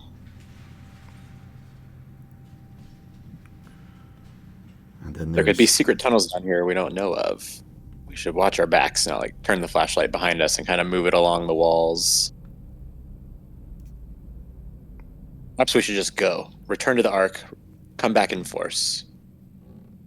We found the mechanical we were looking for, and look at Rand again. More than we bargained for, I think. Do you have visible weapons at all? Like attached to you? I have I think I have a junk rifle that's attached to I have a scrap rifle that's mounted to the right of my arm, and I also have a knife as well. and Oh yeah. well, that's not visible, I is also it? have a. That's not really Like visible. It's 5-foot more cannon just. attached to your back, or Yeah. It's a powerhouse, but Forgot about that. It's I can open the door for us. Stand back. wow. So you said it's not visible though. Does it like emerge from you when you want to use it? Yeah, it's I point to like my right shoulder, like onto my back, and I'm like, and I have a nice energy weapon in case of very difficult situations. Well, are you familiar with these zone ghouls? Have you battled them before? From my time, well, from my time a bit ago, I don't think I've ever ran into such things. It's it's new for me.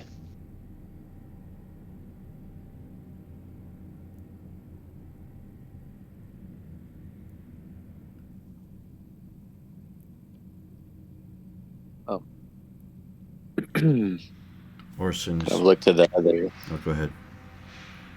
I'll say I look to the Orson's gang members and the other Kodiaks and say,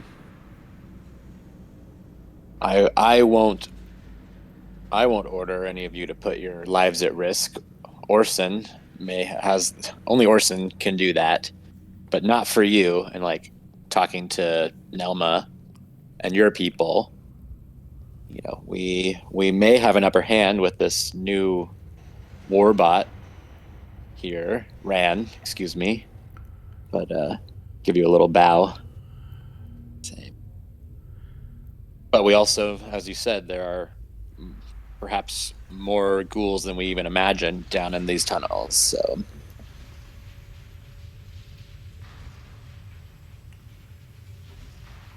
I say we go for it. This is Nelma. okay. We need to investigate it. If this is the water, I mean, we could fill up our water bottles, but obviously we'd have to come back to secure it. But we need to bring back a sample anyway.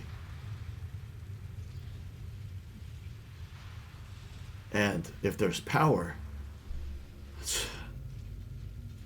Maximon will be so pleased. Yes, well, wouldn't that be wonderful?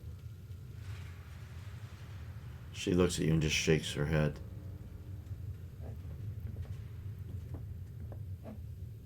Grace, would you and your new mechanical companion here be willing to lead the way in case of ghoul attack?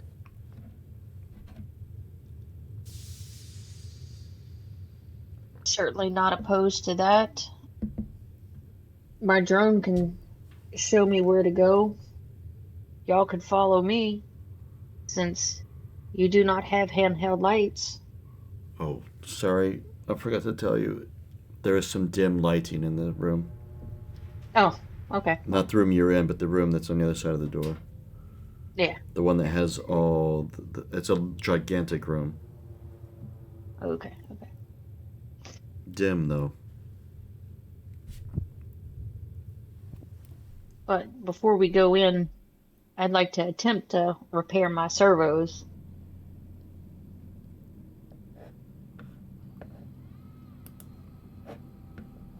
Will that take long? If it, Should not. Should only take several minutes.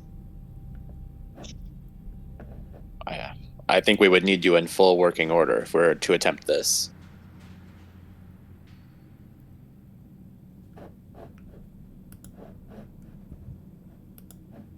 Just looking up the repair skill. Here we go. Oh, it actually says 4 hours. Oops. Where does it say that? I'm looking at the repairs and conflict and damage. Never mind. We ain't got 4 hours. Oh, I was just looking under the repair skill itself. It doesn't give me all the information. That's Yeah, I'm Ran, are actually- you in need of repair? At the moment, I've run my diagnostics and I do not believe I am hurt.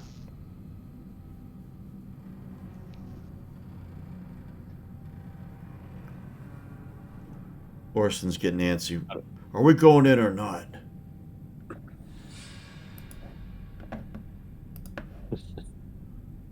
Out of character, real quick. Saul, what does damage servos actually mean? Like, what stat does that relate to? It's a strength.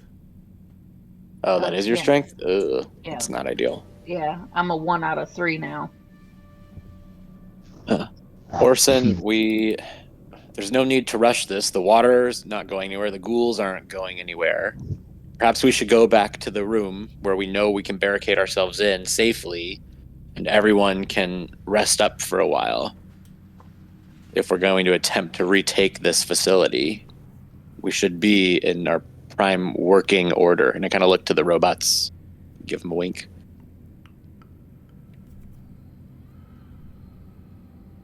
Sounds good to me.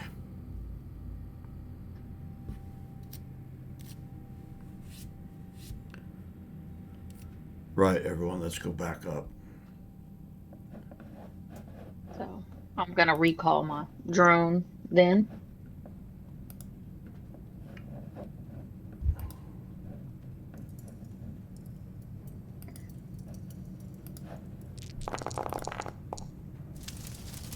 Good God. Orson tried to close the door quietly and it made another creak. You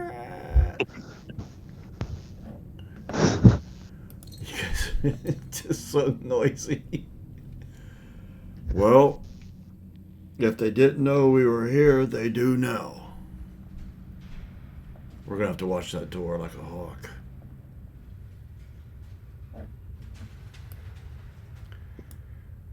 And you guys make it back up to the room without hindrance.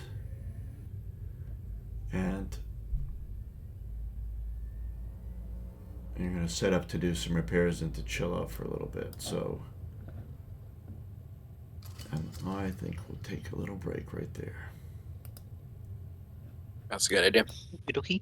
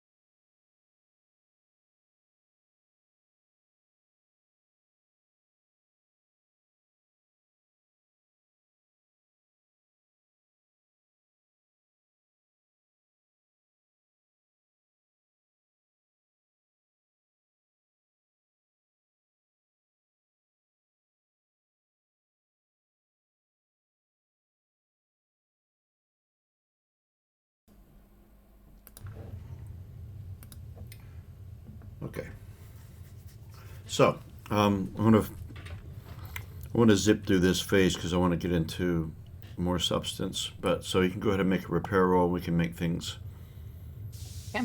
advance a bit. And then I want to jump back to McAllen briefly.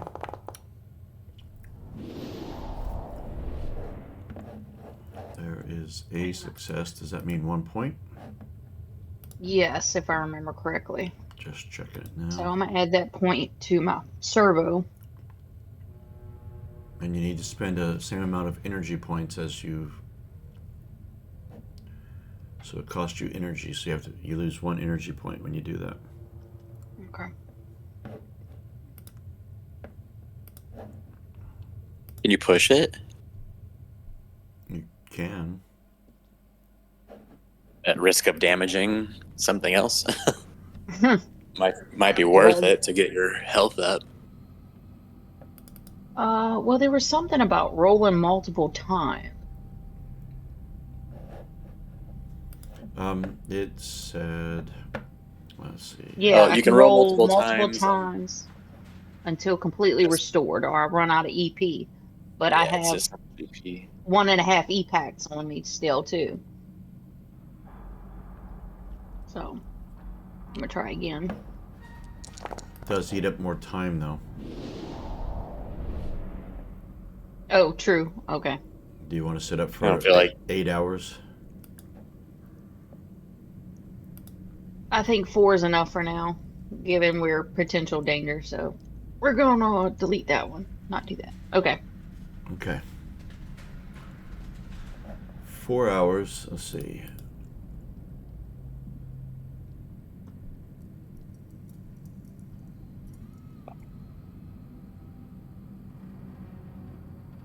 Okay. Somebody wants to give Grit some food. He can actually recover.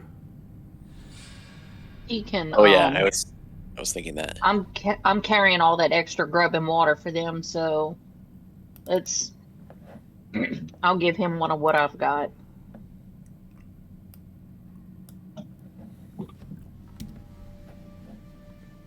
Want to give him a water too, or just a grub? Let's see. Yeah. Well, the water helps him because his agility was down as well. Okay, so Yeah. here, Nice. toss him one of each.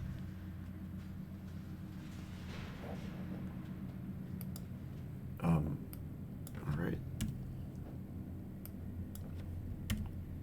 Ah, damn it.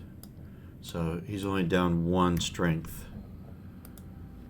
And everything else is healed up.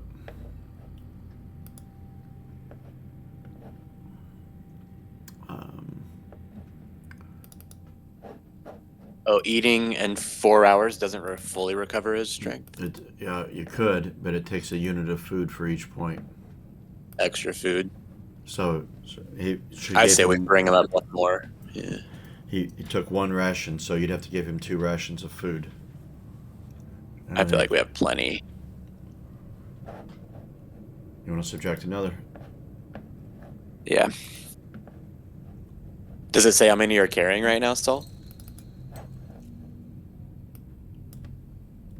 So. So you're Sorry, muted. forgot I muted myself. Muted.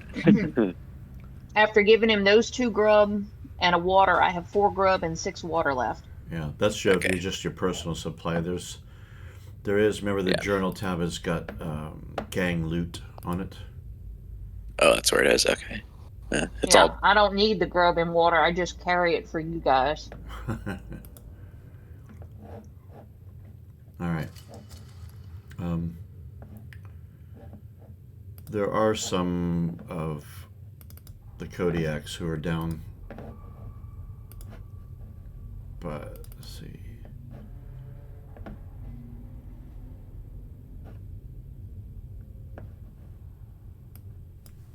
Orson recovers his instinct because he just needs to be near another mutant.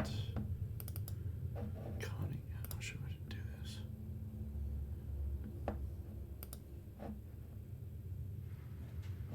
All right, Connie's going to. She needs some water. her agility is down quite a bit, but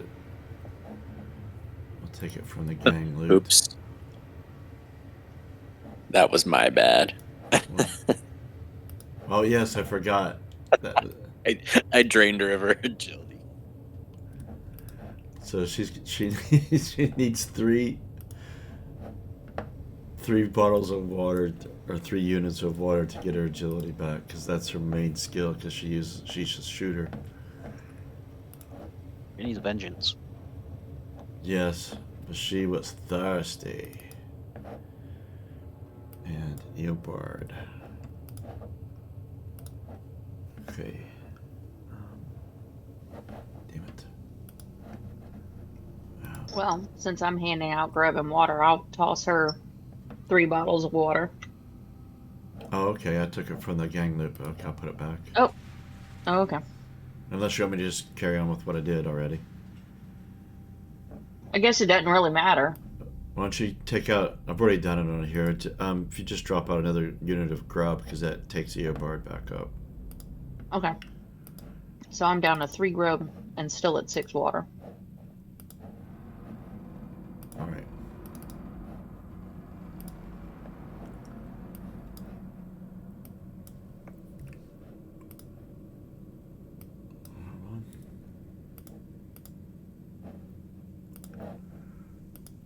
Alright. Just one last one. Okay.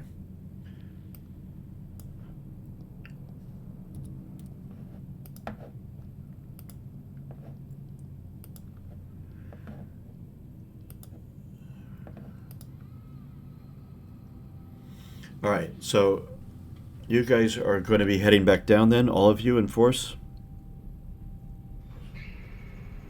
Yeah? Yeah. Okay. Yeah. All right. So, as you head down, we're going to flash back to the runway. McKellen, you've been sat in a cell for an hour.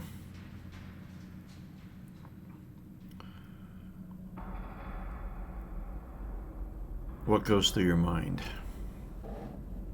Sort of kicking myself for letting it happen to me as well, having worked out most of what's happened, or the important bits anyway. And yeah, concerned that there might not really be a way to fix it, and that they're gonna try and head to the west gate, and the cycle's gonna repeat.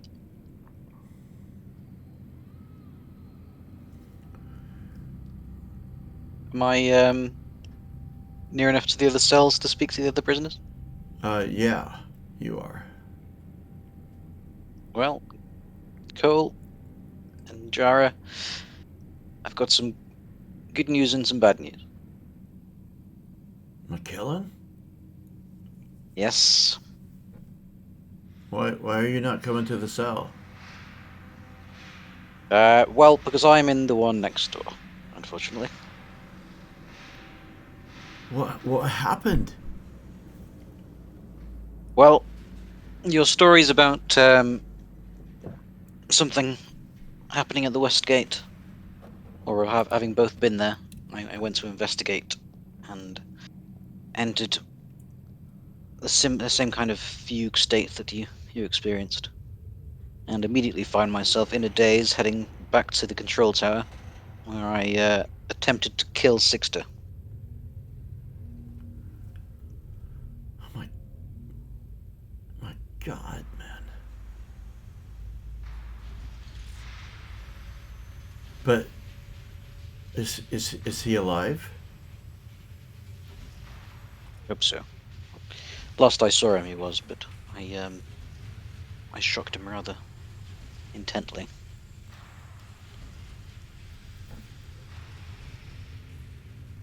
Well,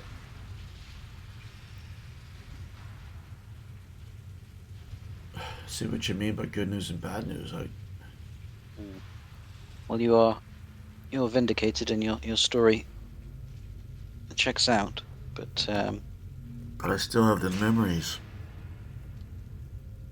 whatever it is that is out there, I had no resistance against it.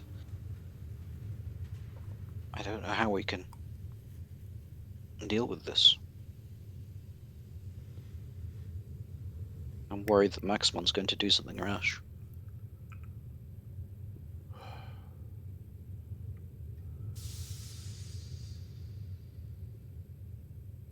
And shortly after that, I don't suppose that would count as a moment of closeness with the mutant, yeah, since I'm here for a while. yeah. Thank you. And shortly after that, you hear a few people coming boldly down the corridor. And you hear Maximin's voice. Get him out and bring him up. And your I'm door coming. opens. The door opens and two of the guards are there. Maximin wants to see you. I want to see Maximum. Seems Yep, your let's story go. checks out. Good. And Bring me to him. he takes you quite tiredly, not the guards. Yeah. Up, not to the top, but to the planning room where you met before, with a table, and it's about halfway up the tower. Those blasted stairs. And yes, the number of times you've been up and down those stairs. And he's got his back to you when you come in. One of his men is there. And you can see he's drinking some booze. He's kind of swishing it around in his glass, takes a sip. Kind of cocks his head slightly to the right as he hears you come in. Have a seat. Of course. I'm going to sit down, I want to read his surface thoughts, mainly to find out if he's going to immediately try and kill me. So I'm spending one for that. Yeah. No, he's not going to try to kill you. And But the mutation does something. uh-oh. Now you roll a mutation misfire table. Should be in a macro down at the bottom. Oh my gosh, new mutation, go for it. What is it? Supercharged. Oh, I get back and immediately Oh, nice. created again. That's good.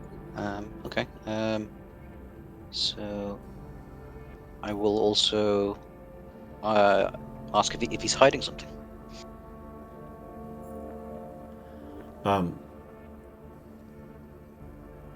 As in that I'll use my power to. Yeah, I figured. Okay, cool. Not hiding anything,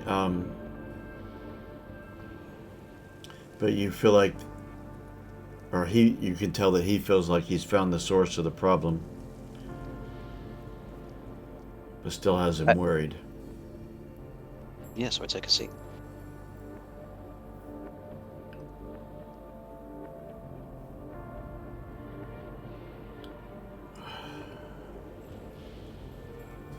Finishes his drink and he sets his glass down and he turns around and sits down.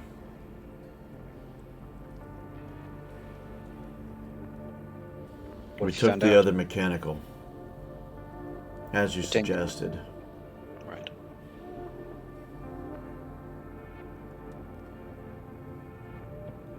And I sent some of my men in as well. Fortunately, the situation didn't happen again while they were doing it. Seems your hunch was right, McKellen. We think we found the source. In one What's of the the nature of the source? in one of the buildings near the western gate. We found one of the ARC members. It's Brooke. She has mental abilities. I don't know if you've met her or not. Name rings a bell.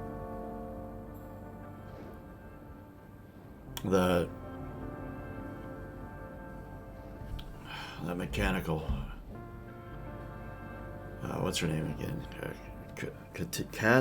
Katinka. Yes, that's it. I guess she has some medical knowledge, but the whole side of her face was all red, and it centralized around her ear, and her blood vessels were like popping out. Some sort of infection. Katinka thinks it's a parasite. That's all I know at the moment. But when we found her,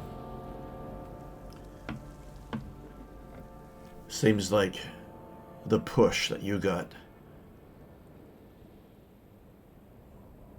was the last straw for her, and she collapsed. Dead? She's not dead, as far as, well, Katinka didn't think so. But she's entirely exhausted.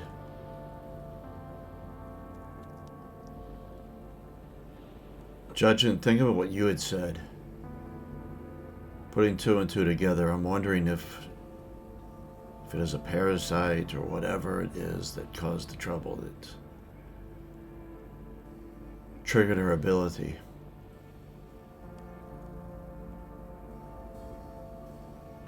It must be. And sent out these... what you described to me, this thought you had about Sixter. How is Sixter, by the way? I do hope he's recovering. He's stable. He will make a full recovery, although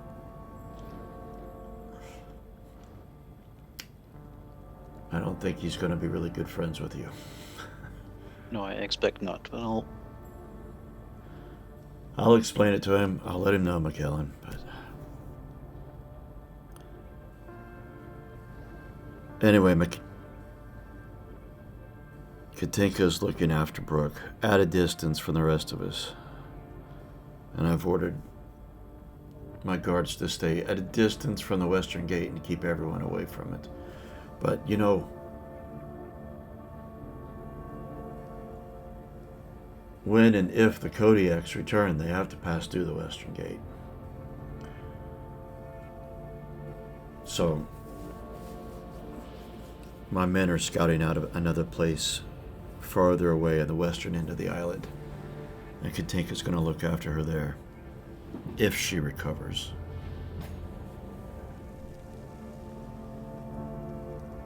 seems sensible. But as for you, you're free to go. And the others, I assume. Free, yes, but until we let the rest of the population know, I can't let them roam free for their own safety. But they will no longer be shackled up. Well, that raises a good question. What are we going to tell the assembly? I want to get more information from Katinka when she finishes her examination, so that we're sure the nightmare is over. Do I? This parasite must have come from somewhere. Yes, my men are finding her friends for questioning. They're bringing them here. And I would like for you to stay here. I'd be happy to.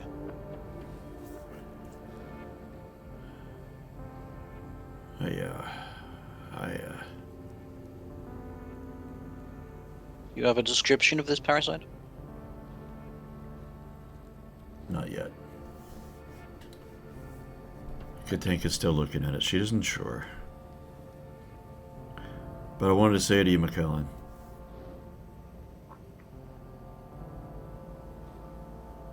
Without your insight, I think those two in those cells would have been, well, I think we would have found a permanent solution to them. Yes, well, that could have easily happened. Although, we would have found out eventually. These killings would have become straight pretty quickly.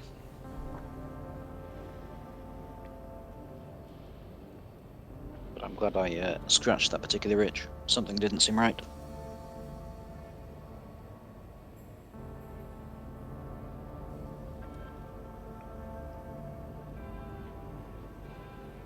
Right.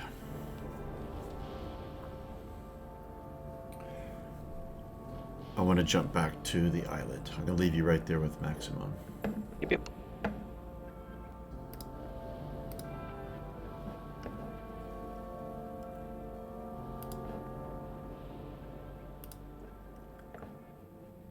And you guys are heading down.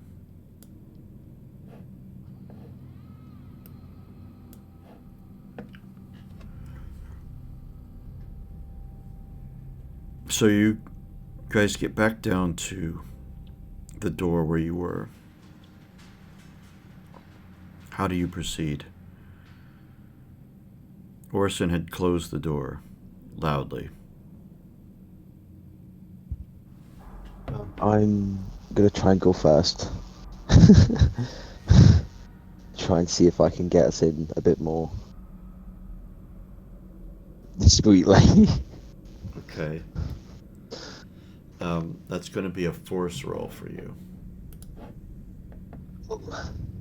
You just click the word force. Yeah. What is it with you? Oh, you got one success. Sorry. I didn't see that at first. The whole party just fail after fail after fail.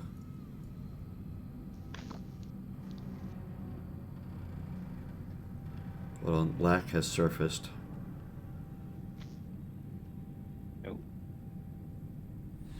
Oh, just messaging him.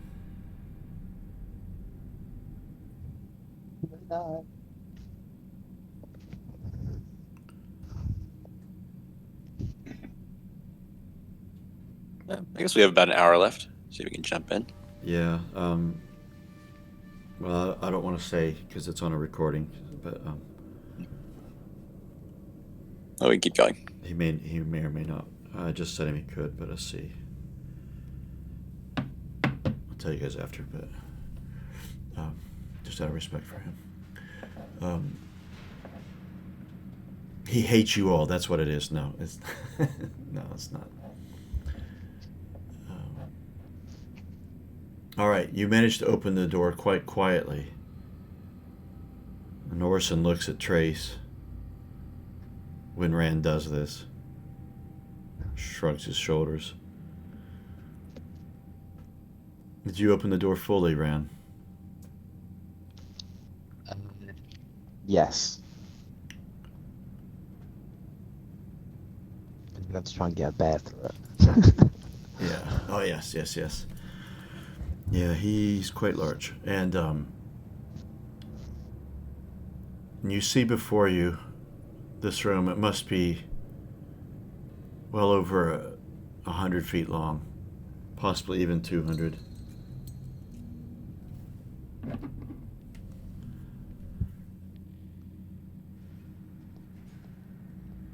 Hold on, just messaging.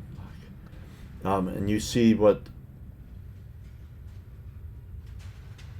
Trace had described.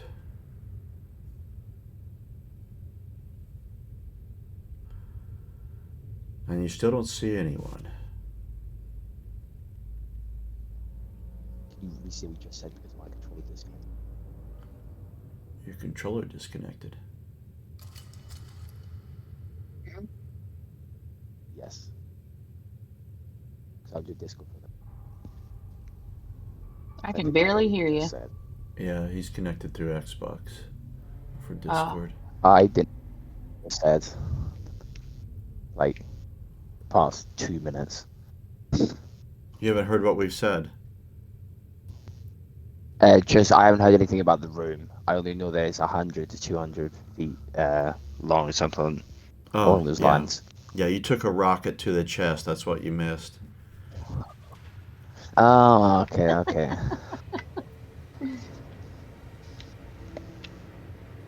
Understandable. Yeah. And He already killed you. Yeah, you're already dead. Wow, thanks for Uh, joining Roll us, roll your Callum. character. Yeah, that's happened fast. Anyway, you see you don't see anyone, and it's dimly lit. You see about um, four. So there's two rows of four large, sort of circular tanks, cylindrical tanks. Each tank is about 20 feet across. And so the rows extend in front of you. So one, two, three, four, just as you go farther and farther away. And there's a walkway in between them on the ground. But up above is all these sort of catwalks and piping. And then you see all the tenting that Trace described, and like rope bridges. And so it's the whole network just above them all. And immediately inside this door, right before the pathway goes down between these tanks, is this rather much larger tank that has all these carcasses of animals at the base of it.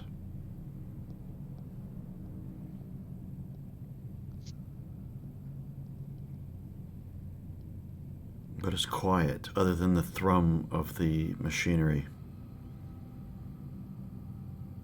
And you too, your sensors pick up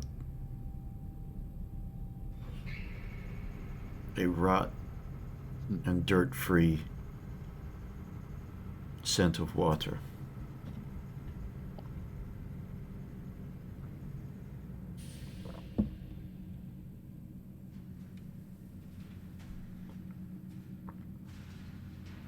But it seems like it's just been recently deserted.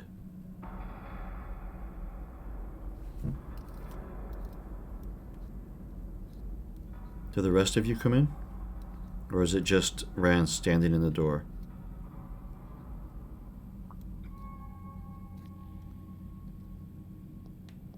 I would have followed behind. If he walked in through the door, I kind of would have stepped off to the side to give others room. But it all depends on what he's doing. Rand, what do you do with this information that you see? You hear Trace, the other mechanical, come in from behind. I am just gonna start like slowly, like very, very slowly, start making my way forwards, just as a like precaution. Okay.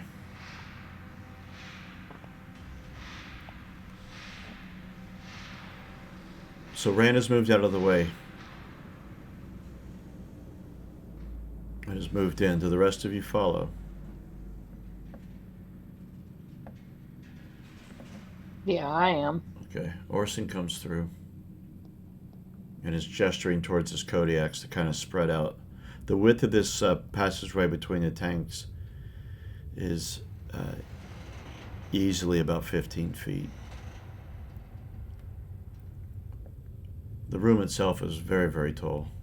I mean, the stairs you came down you descended quite a bit. And I would need, let's see.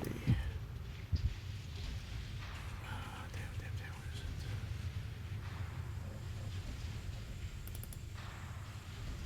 it? From the robots, I will need a scan. And from the organics, I will need a scout roll. Well, shit.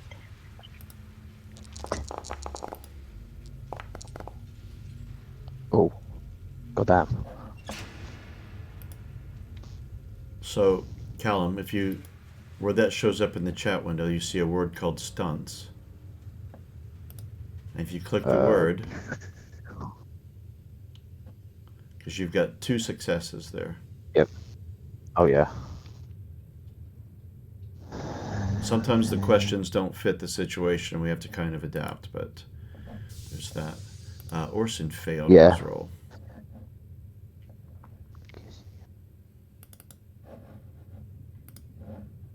Uh, hmm. So did Nella. I guess I would roll, but I'm hiding behind Orson.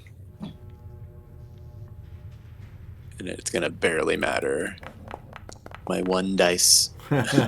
You have been successful with that one dice before. I'm gonna push it for fun. Oh my gosh. You did it again.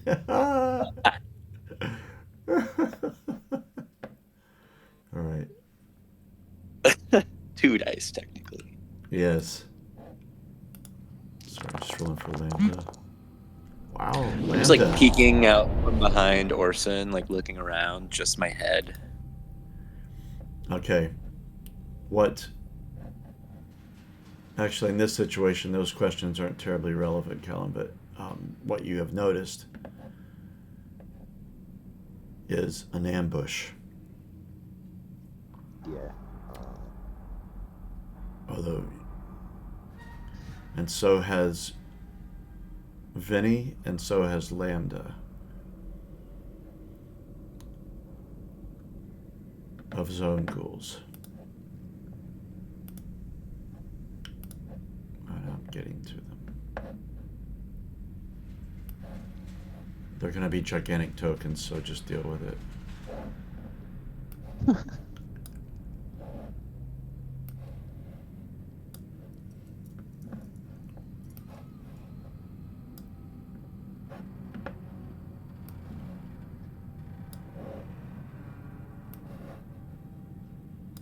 Oh, damn.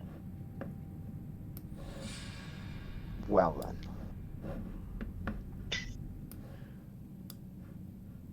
Some of them look the same. I only have so many tokens. You're going to just have to deal with that as well. Benny's just like, something feels wrong. And you were able to notice them before they've actually done anything to you.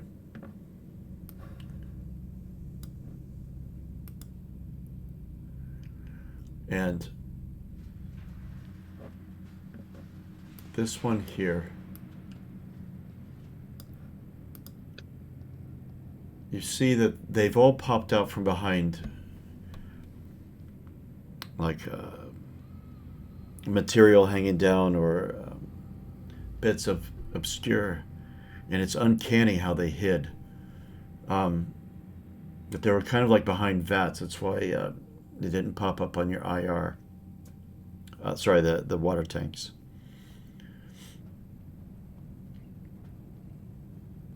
And the one that I've pulled forward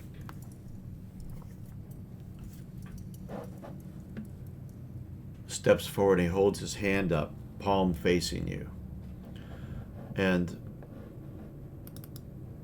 you can see they're all armed with bows, but this one who's stood up and stepped forward, you can see that he has a rifle, an old world rifle from the ancients, and he's not necessarily pointing it directly at you because he's held his hand up, so he can't quite aim it. So it's kind of nestled in the crook of his arm. So he's held his left hand up. What? And um,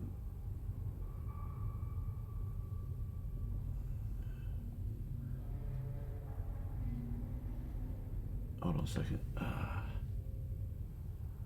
Damn it. Do we think he's trying to communicate with us? The rest of them are have got bows, an arrow drawn, and aimed at you. His gun is kind of pointed down. He's holding his hand up, and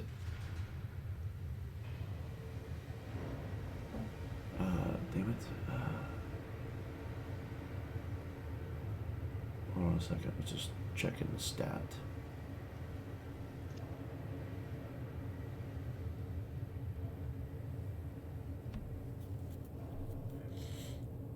Um,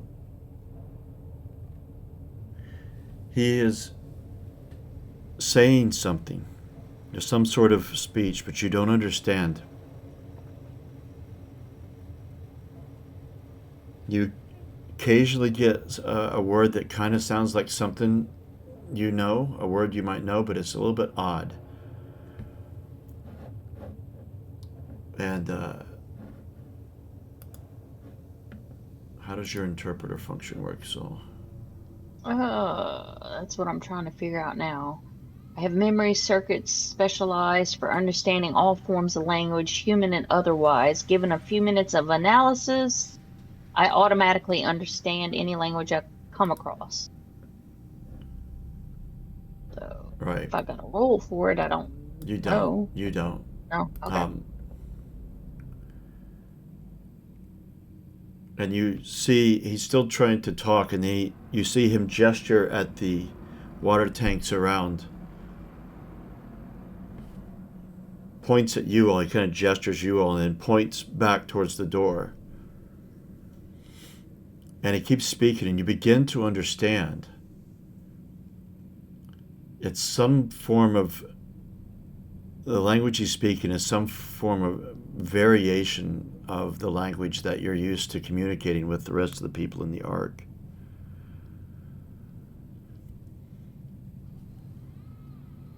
And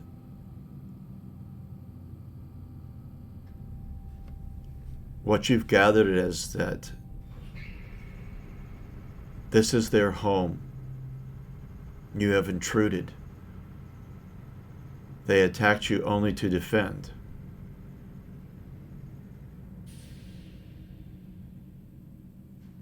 They have kept this water pure for generations. You may take some of it as a token of goodwill.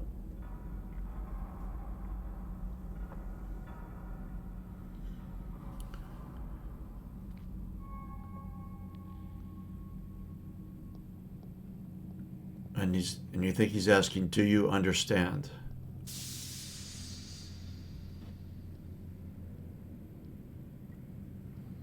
So now that I can understand him, I'm gonna reply back, yes, we understand.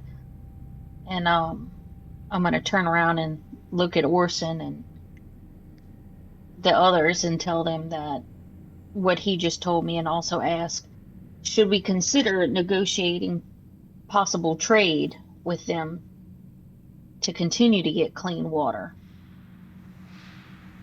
Consider trading grub, bullets even with them.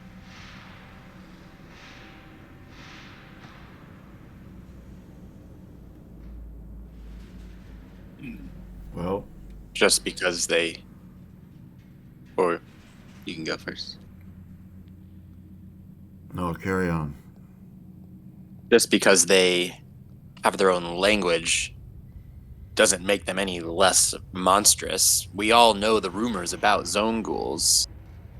This large of a horde of them, it's a danger to our ark.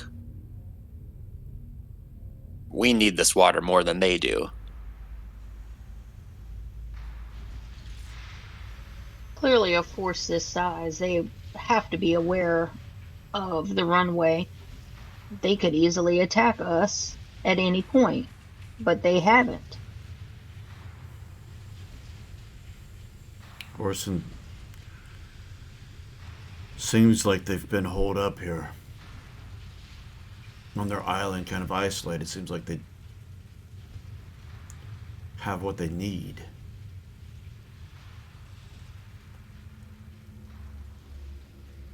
Yes, I get the feeling they just want to be left alone. But if we could potentially trade with them, they have power I need, water you need.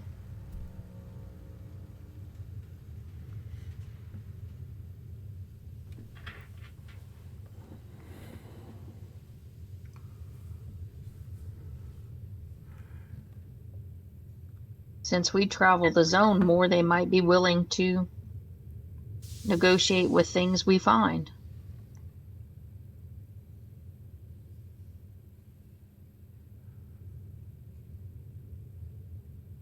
Or we can eradicate them all and take what is theirs for ourselves.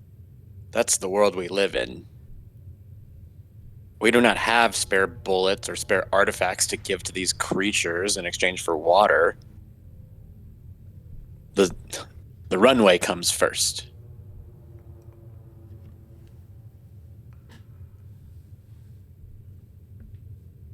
You can see some of his people getting antsy, looking about, and he's looking to them and he's holding his hand up to them.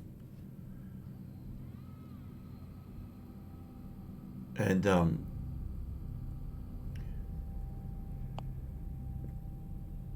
you say he looks over his right shoulder and he says something. You don't quite understand this one, Saul.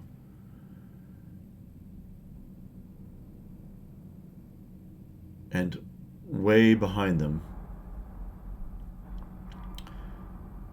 stepping up above one of the water tanks, you see another one. With 4 others who are half the size or smaller.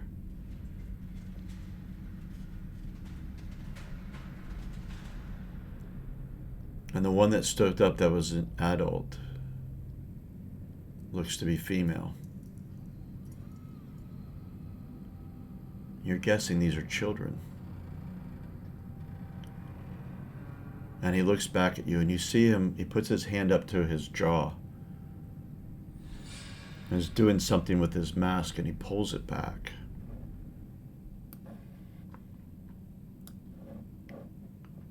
Oh, good, it didn't work.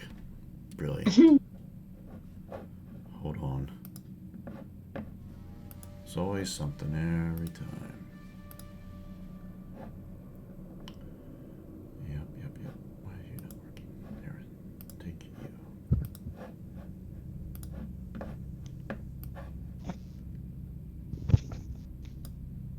There.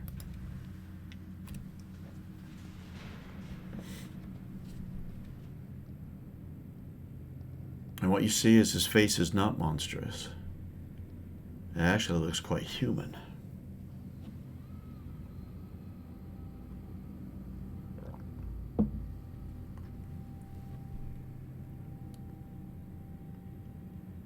You do understand, he says, we will defend ourselves.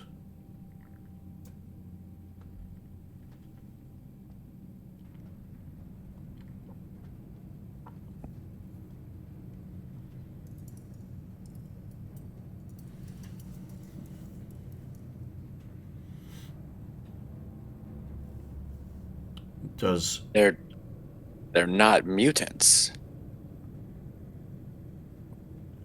And they reproduce. This is...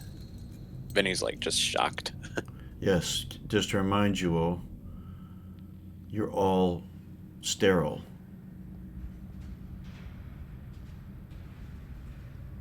When you guys die out, that is it. But here you see children. In fact, yeah, no, you know what children are because you were once one. But, duh, stupid me.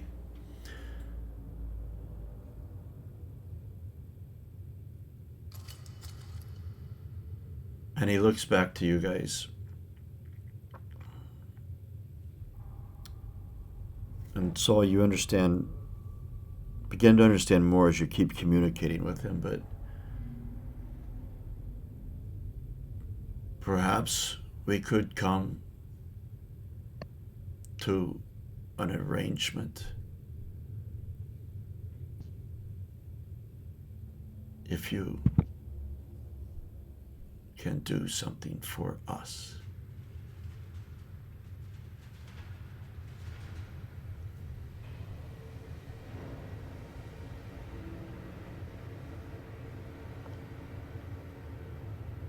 Have to converse with the others. Give us a moment, please.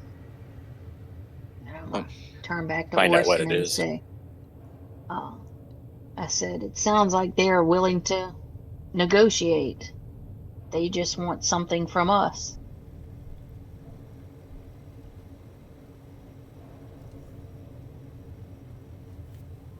Shall I see what it is?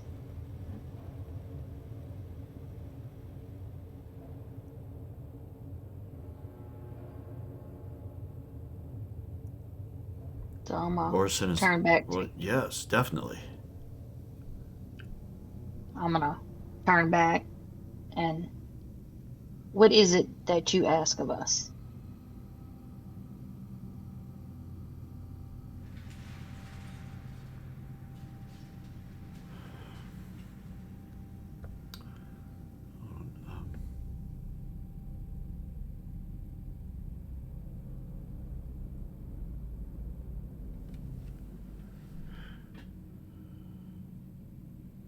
My people have lived here for generations,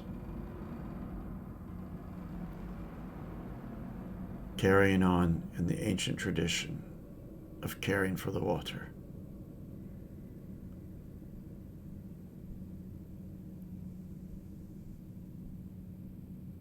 Daily we must tend to it, but we are threatened.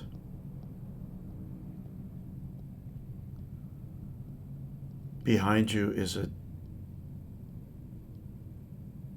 the beginnings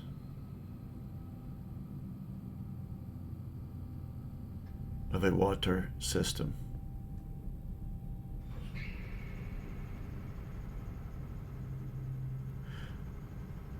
Which is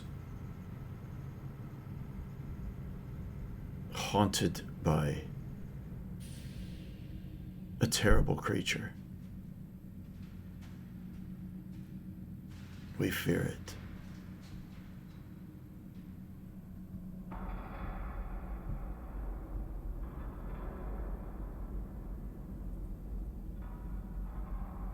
If you could remove the creature, then perhaps we can have a more sustainable negotiation.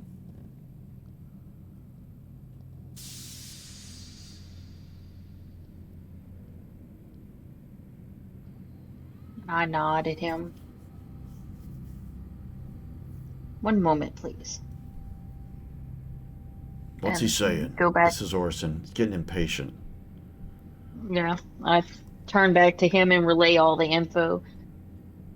He says there is something in there, and if we were to creature that they are afraid of, and if we were to get rid of it, they will negotiate with us.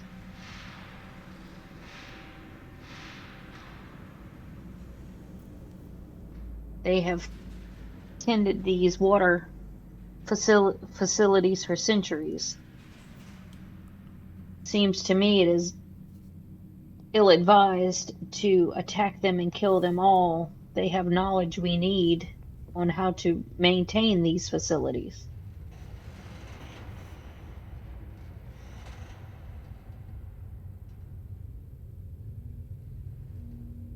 Orson looks at Trade. Vinny. Oh, sorry, Saul. Go ahead.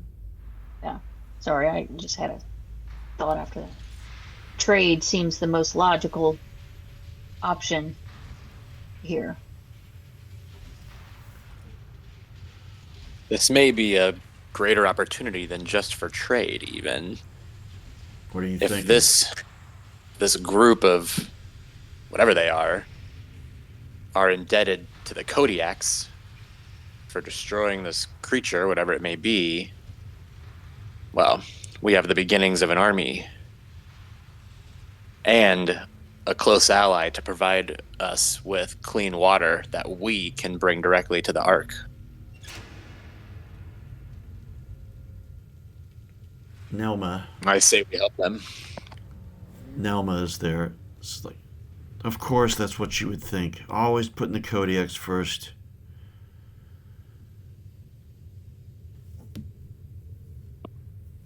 And he just like spits on the ground, like the well-being of the Ark means more to Orson and myself and all the rest of the Kodiaks than anything Maximon could care about. He sent you out here to die for his own personal gain and glory. Why you follow him in the first place, I don't understand. You didn't see him coming out here to risk himself. Whereas our leader, Orson, first single-handed came out here to first-hand rescue you. She's quiet.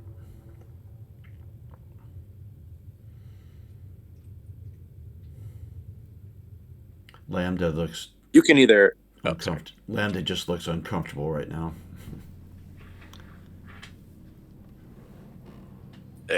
So I'll keep talking to Nelma. You know, if you want to go run back to the Ark and tell your perfect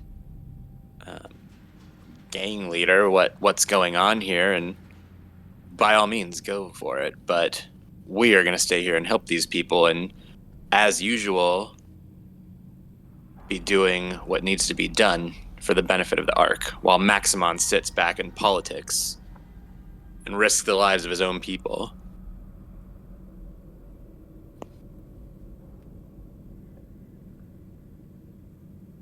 She's...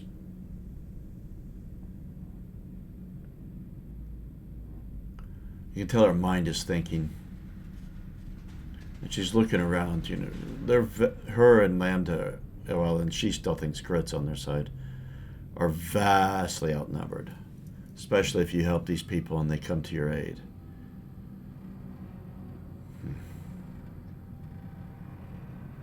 And she just sort of shakes her head and just disengages from the conversation with you.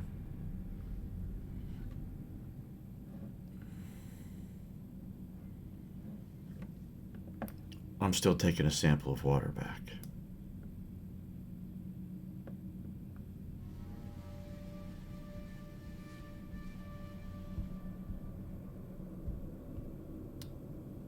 Trace, you hear from up in front of you. Do we have a deal?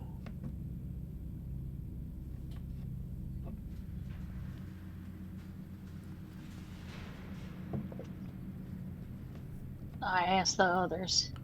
He wants to know if we have a deal. Are we going to help them? Orson is... Let's do it. Okay. I turn back. We have a deal.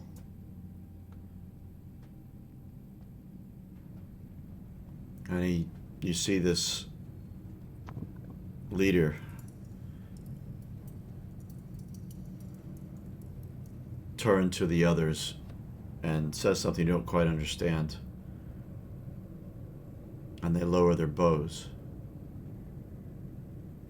And he looks back to you and he puts his hand on his chest and says, Lutrell. And points to you.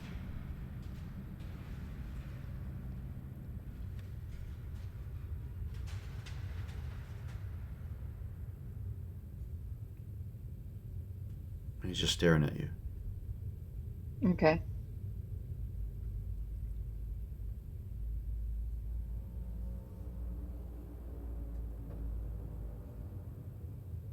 Do you Oh, know? my brain just my brain just drew a total blank. Sorry. He points to himself again. Lutrell. Like, do you understand? I was just like, what? So I point to myself, Trace, and I'm gonna go around the group and point out those that are near me. Ran, Orson. Did everybody come with us? Yep. Yeah. Vinny, and I'm gonna go down the list and introduce everybody.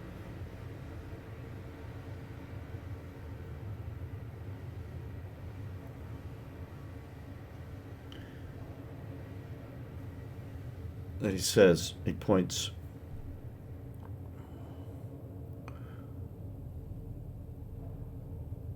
The walkway behind you leads back over the system where the creature dwells. It is attracted by noise, loud noise. It is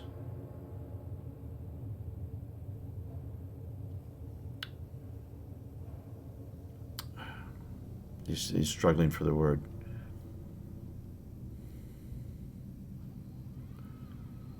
Quite violent and feral.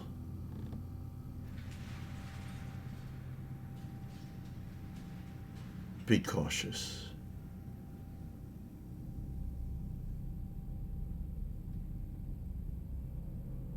Our sacrifices have not appeased it. He points to the pile of animals behind you.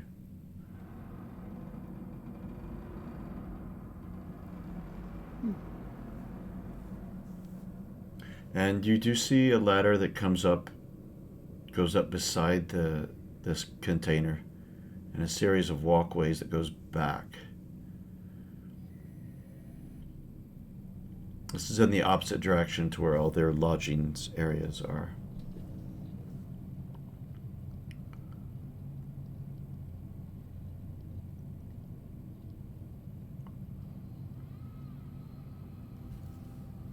And you see his people back up. Slowly, one by one, and disappear back into their labyrinth of walkways and tents and tanks.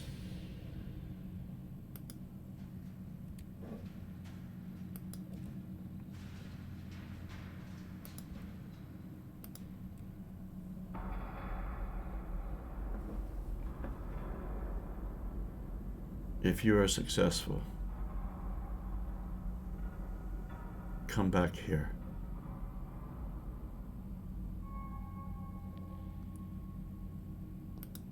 Good luck.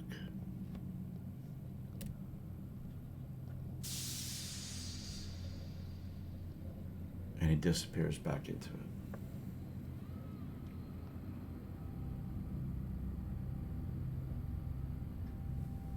Orson looks at Vinny. Well, it's not something I expected.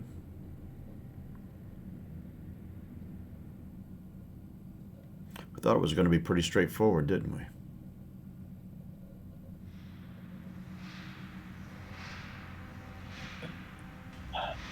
The fact that zone ghouls are not ghouls at all could change everything. Where did this come from, this opinion about them? I mean, I've never really truly encountered them, really. Have you? I've never left the Ark before. Of course. Just stories they tell. Connie, I mean, you go out and about. She shrugs her shoulders. All the stories that we've been told is just what I've heard. I've never actually dealt with them. I've seen some at a distance, but I ran from them. But you've heard the stories, you know, around campfire.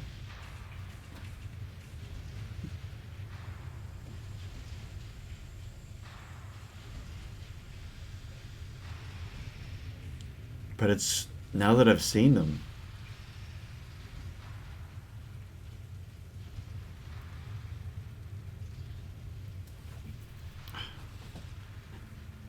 I don't know. It's strange, isn't it?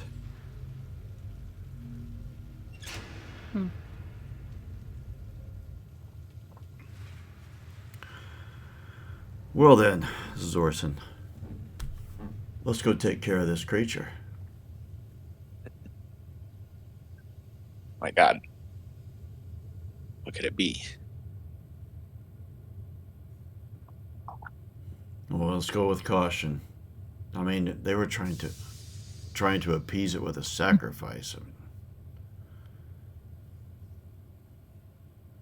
I don't tend to find that that's a solution in these situations. Are we not Kodiaks?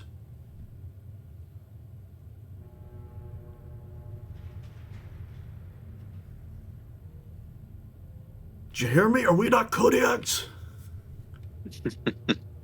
Indeed, we are.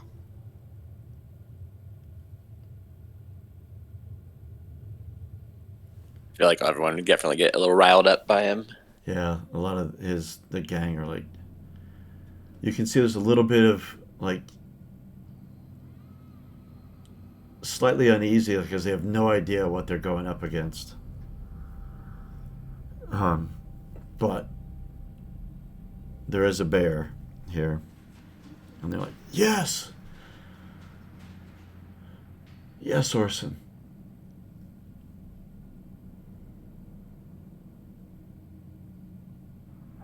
So there's a ladder behind you that leads up. How do you proceed?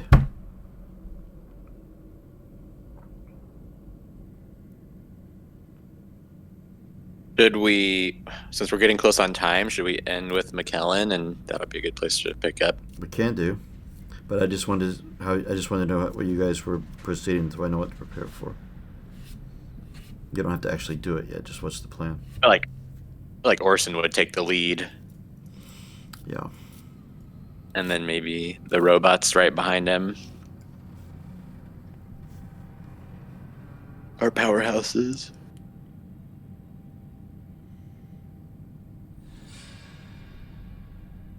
I guess real quick, I would turn to Nelma and be like, "Are you joining us or running back to your precious Maximon?" I'm not going to let you take all the glory. But you don't see her volunteering to go first. She's kind of laying back. I guess as Orson starts up the ladder, and I know you're not going first, but she's kind of hanging back, which is how you get to talk to her.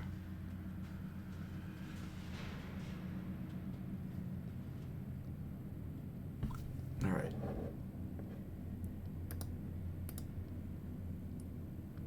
Back to the Ark. Okay.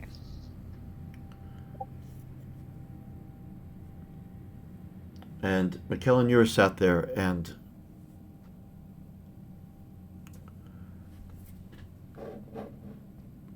two mutants are brought in.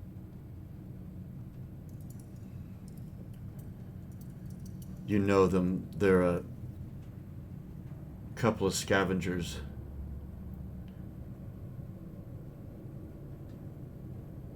Well, you know one of them, Dylan. Is his name. It's another one, a female. You're not really sure of her name yet.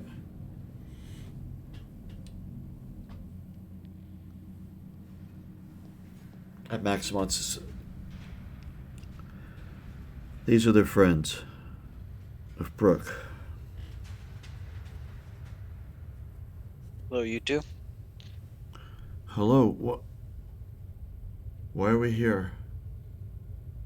Well, I'm sorry to tell you this, but I'm afraid Burke is rather sick.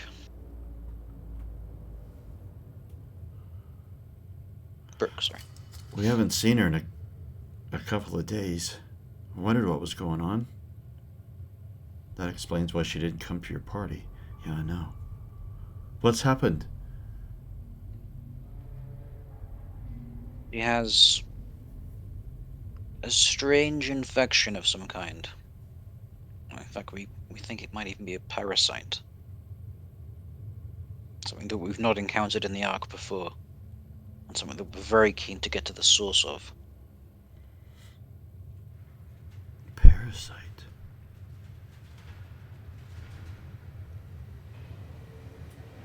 Can I use my mundane sense motion to just get a read of them? Sure.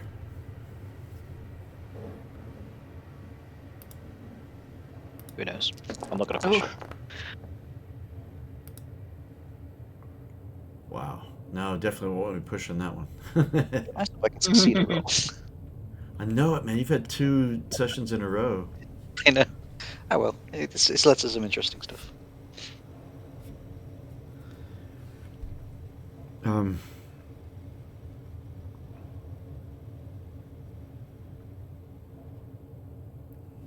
Parasite. Do we have a parasite here in the Ark? Well, we have Brooke contained. We're separating her, well, quarantining her, I suppose you could say. But this thing that's interlinked with her. We want to get to the source of it. When was the last time you saw Brooke? It was 2 days ago. We had come back from the zone. We went out for a grub run. All right. Well, let's start with that. Anything of note happened on the run? No, well, we went east to the checkpoint. Um, Still within sight of the island, but then we went north, looking through some of the ruins up there. And then, oh my God! Something come to mind? One of the Dylan who's speaking, he looks to the other one. Do you remember Brooke complaining about an earache after we woke up? Yeah. Yeah, I do. And she couldn't hear us very well afterwards. Remember that? Oh, yeah.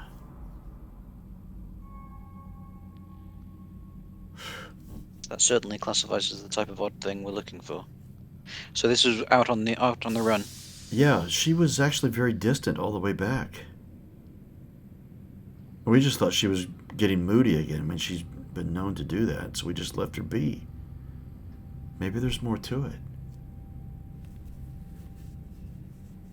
Maybe. Was it a successful run? Did you find much grub? No. We just wanted to do our part. Did you find anything? Well, we found this. Oh, what did Pontiac call it? Street sign. That's what he said. Street sign. Yes, I've seen one. Yeah. Orson has one. But I don't think that's of note now. And either of you, have you had any similar symptoms, earaches? No, not at all.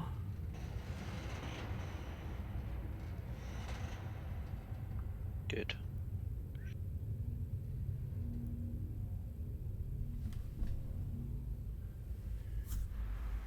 And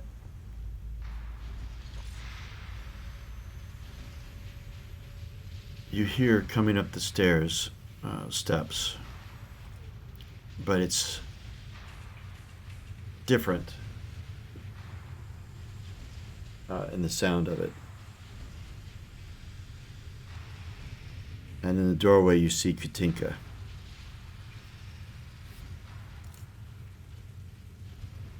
And Katinka. She's holding a container.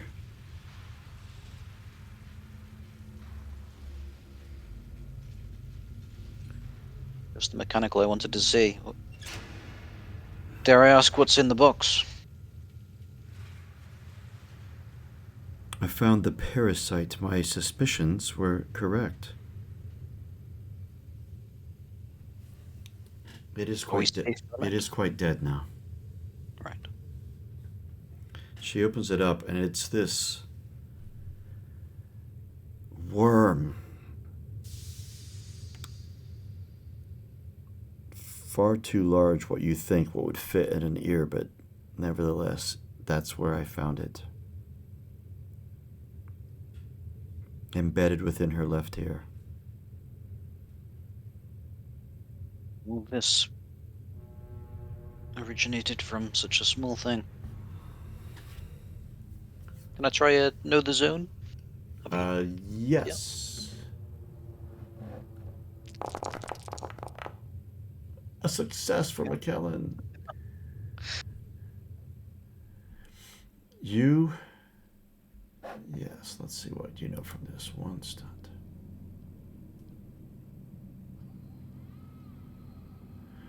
Judging by what you have experienced in this investigation and what you know,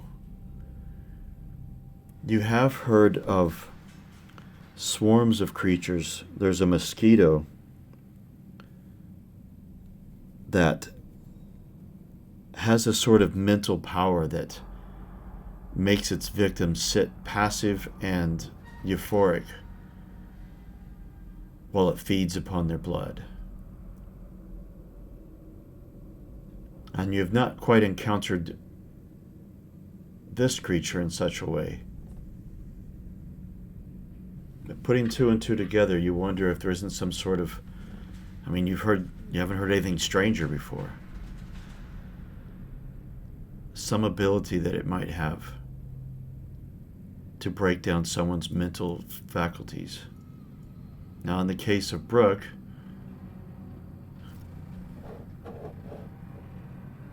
her mental abilities,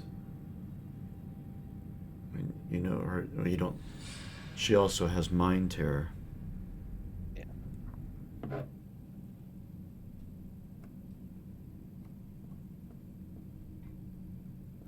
So whether this creature controlled Brooke, or whether it was just the breakdown of its sort of mental emanations has caused and made Brooke sick. Go haywire. Maybe. Yeah. That looks consider. Did Brooke survive the extraction? I think she'll make a full recovery, but she is not going to be able to hear out of that ear again.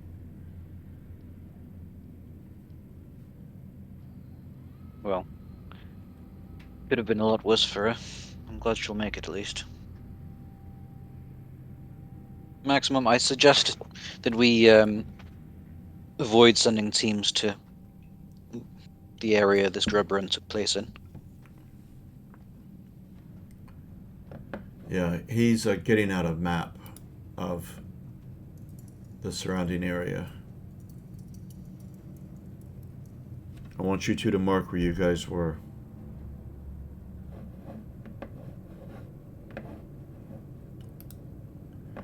And on this map that we're on, they're indicating this area up in here.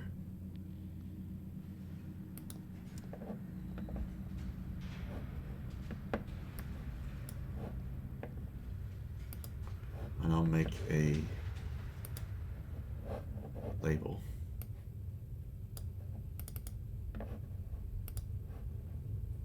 Do I know what these two's powers are? 1 second. And,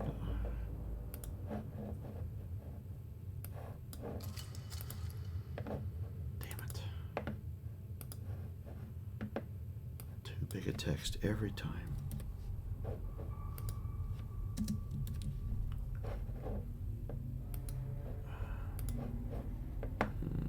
There we go.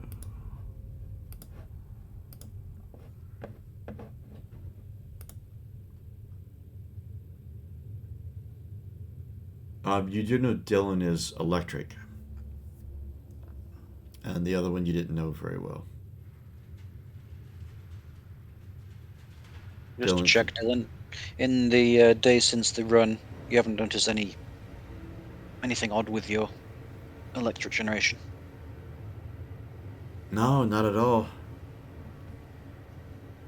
powered up my flashlight just fine. Right, that's good. And your friend? I'm sorry, I didn't catch your name. Tammy. Tammy. Anything unusual about your gifts? No. I can still eat rot just like everyone else. Well, not like everyone else, sorry, but I can still eat rot like everyone else could eat regular food, so it's See. nothing's changed with that. It seems then that we've got away with it. I don't expect this is going to spread, Maximum. These two don't have any symptoms. Okay. It doesn't seem like the kind of thing that would be airborne, for example. Yeah, I tend to agree. He talks to his guards. Escort these two back. And you two, let's be quiet about this for now until we break into the Ark. I don't want to cause a panic. And I think at that point we better stop. Okie doke. Because we've just gone over. All right. Experience point time. So, Callum, you haven't had this yet, so there's a number of questions I'm going to ask, and if it's relevant for your character, you get a point. All right. Oh. Did you participate in the session? Yes, everyone. The next one, did you perform a day's work for a project in the Ark? No. Did you explore at least one new sector in the zone? I will say yes for those out on the island, out on the water treatment plant, because you explored it further. Did you sacrifice or risk something for your PC buddy? Callum, you won't. I don't think so. Yeah. Callum. Not there. I guess I sacrificed a risk for the Ark in general. Yeah, but that isn't your buddy. Yeah, no, that's true. My buddy is the entire Ark. Did you sacrifice or risk something for the NPC you want to keep safe? No, that's Connie. Did you sacrifice or risk something to mess with the NPC you hate? Nope. I'm thinking about what you did, Well- Vinny. Yeah. It's just what Vinny does. I know. Like, Yours is constantly Macron, trying to isn't mess it? with the next one. And you stole one of his people, I would say that's... Yeah, okay, I'll give you that one because In the sense that it could have really backfired on me. Even still, like, I'm like trying to get Nelma kind of on our side, and yes. that could backfire on me. Yep. All right. Did you sacrifice or risk something to reach your big dream? Final question. Nah. And that's it.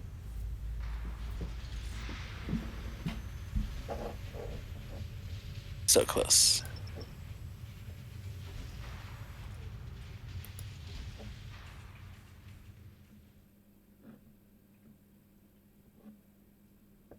So I don't need to know. get 6 XP next time. You need to for your plans. I figured it would take at least 3 more sessions to multi-class. But you made me think, since we didn't do anything on the arc, we get to add like 4 or 5 points to projects without rolling. Since, well, I guess McKellen's technically in the arc actually. Fuck. Oh, is there like an auto-proceed thing? Yeah, it was like if no PCs start the session in the arc, you can basically add 1 point per PC to a project. but I think there's a chance it could be put to a project you didn't start. Well, if we're doing the rest of the day next session, I can do an art project at the beginning. Yeah, yeah, you're still, actually, you're in, because you guys took 4 hours and McKellen sat in a cell for a while. You're in, it's going to be about 5 o'clock, 6 o'clock, somewhere in there. That's where we're leaving off. So, yeah, that went a different direction than what I could predict, but that's the way it normally is with you guys. Mm-hmm. Keep you guessing. You always keep me guessing. We need to do deaths in the arc too. Oh yes.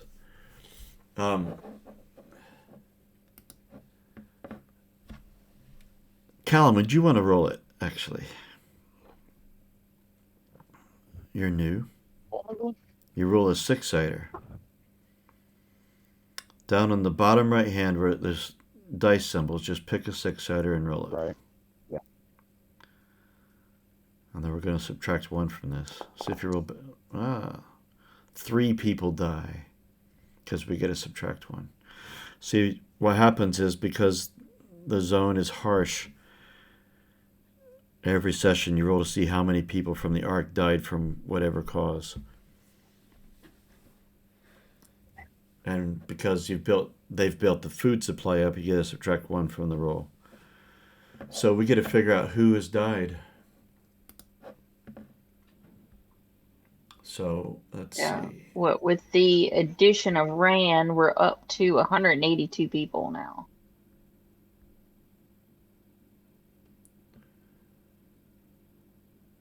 Really? I had 182 already. Was that including Well, Gorhans being dead? I pulled him out of the list of Yes, that people is. since he's dead. Yeah. Hold on. Am I counting this right? Yes. So there's 175 in gangs. Then there's 76, 77, 78, 79, 80, 81, and 82, including Strina.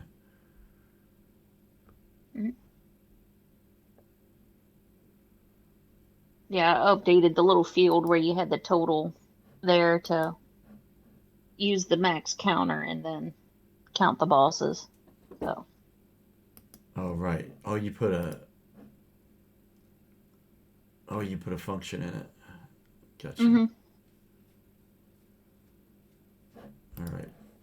So we need to roll. I want to leave the bosses out of it, so we need to roll a D175.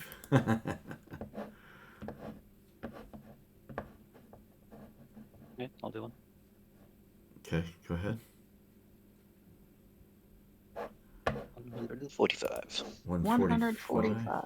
He is a non-gang member. Kareem, Kareem. telepath. Ooh. Figure out what's what. Okay, and roll again.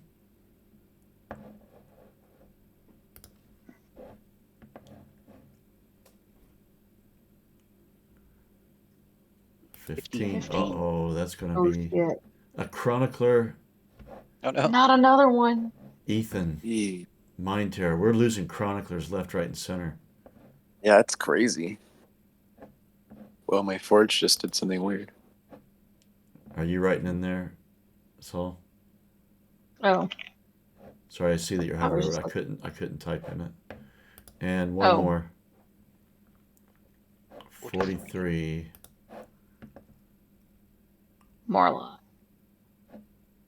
Oh, Enforcer.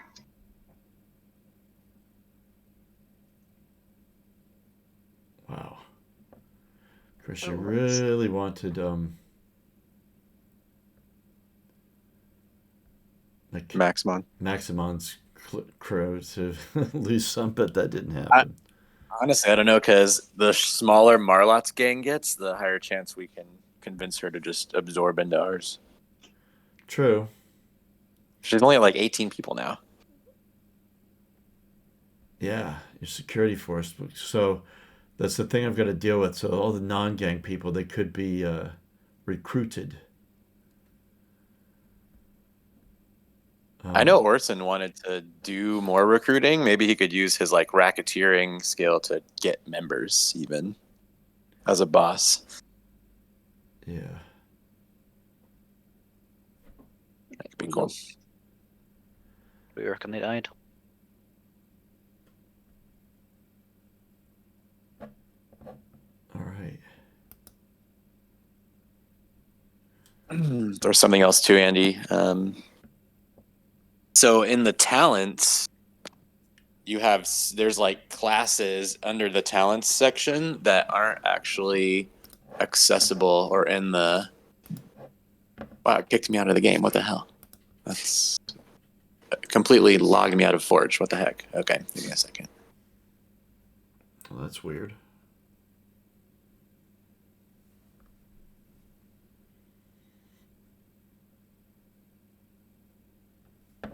So I was gonna multi-class into Seer, which there are talents for, but not an actual sheet in the PDF that's uploaded. Those I don't know show if you up. have access to it. Yes, some of these roles. So let me see if I can remember them all. Let's see. Yeah, well, folks, I gotta bounce. Gotta get the kid off to his stuff. Okay. Harris? I saw. See Next ya. A healer, a hunter, a seer, a scavenger, and a warrior. Those 5 come from Gin Lab Alpha. Oh, I wonder if they're in that then. They will be. They'll be in the player section of Gin Lab Alpha. Perfect. All right, I'm going to stop the recording.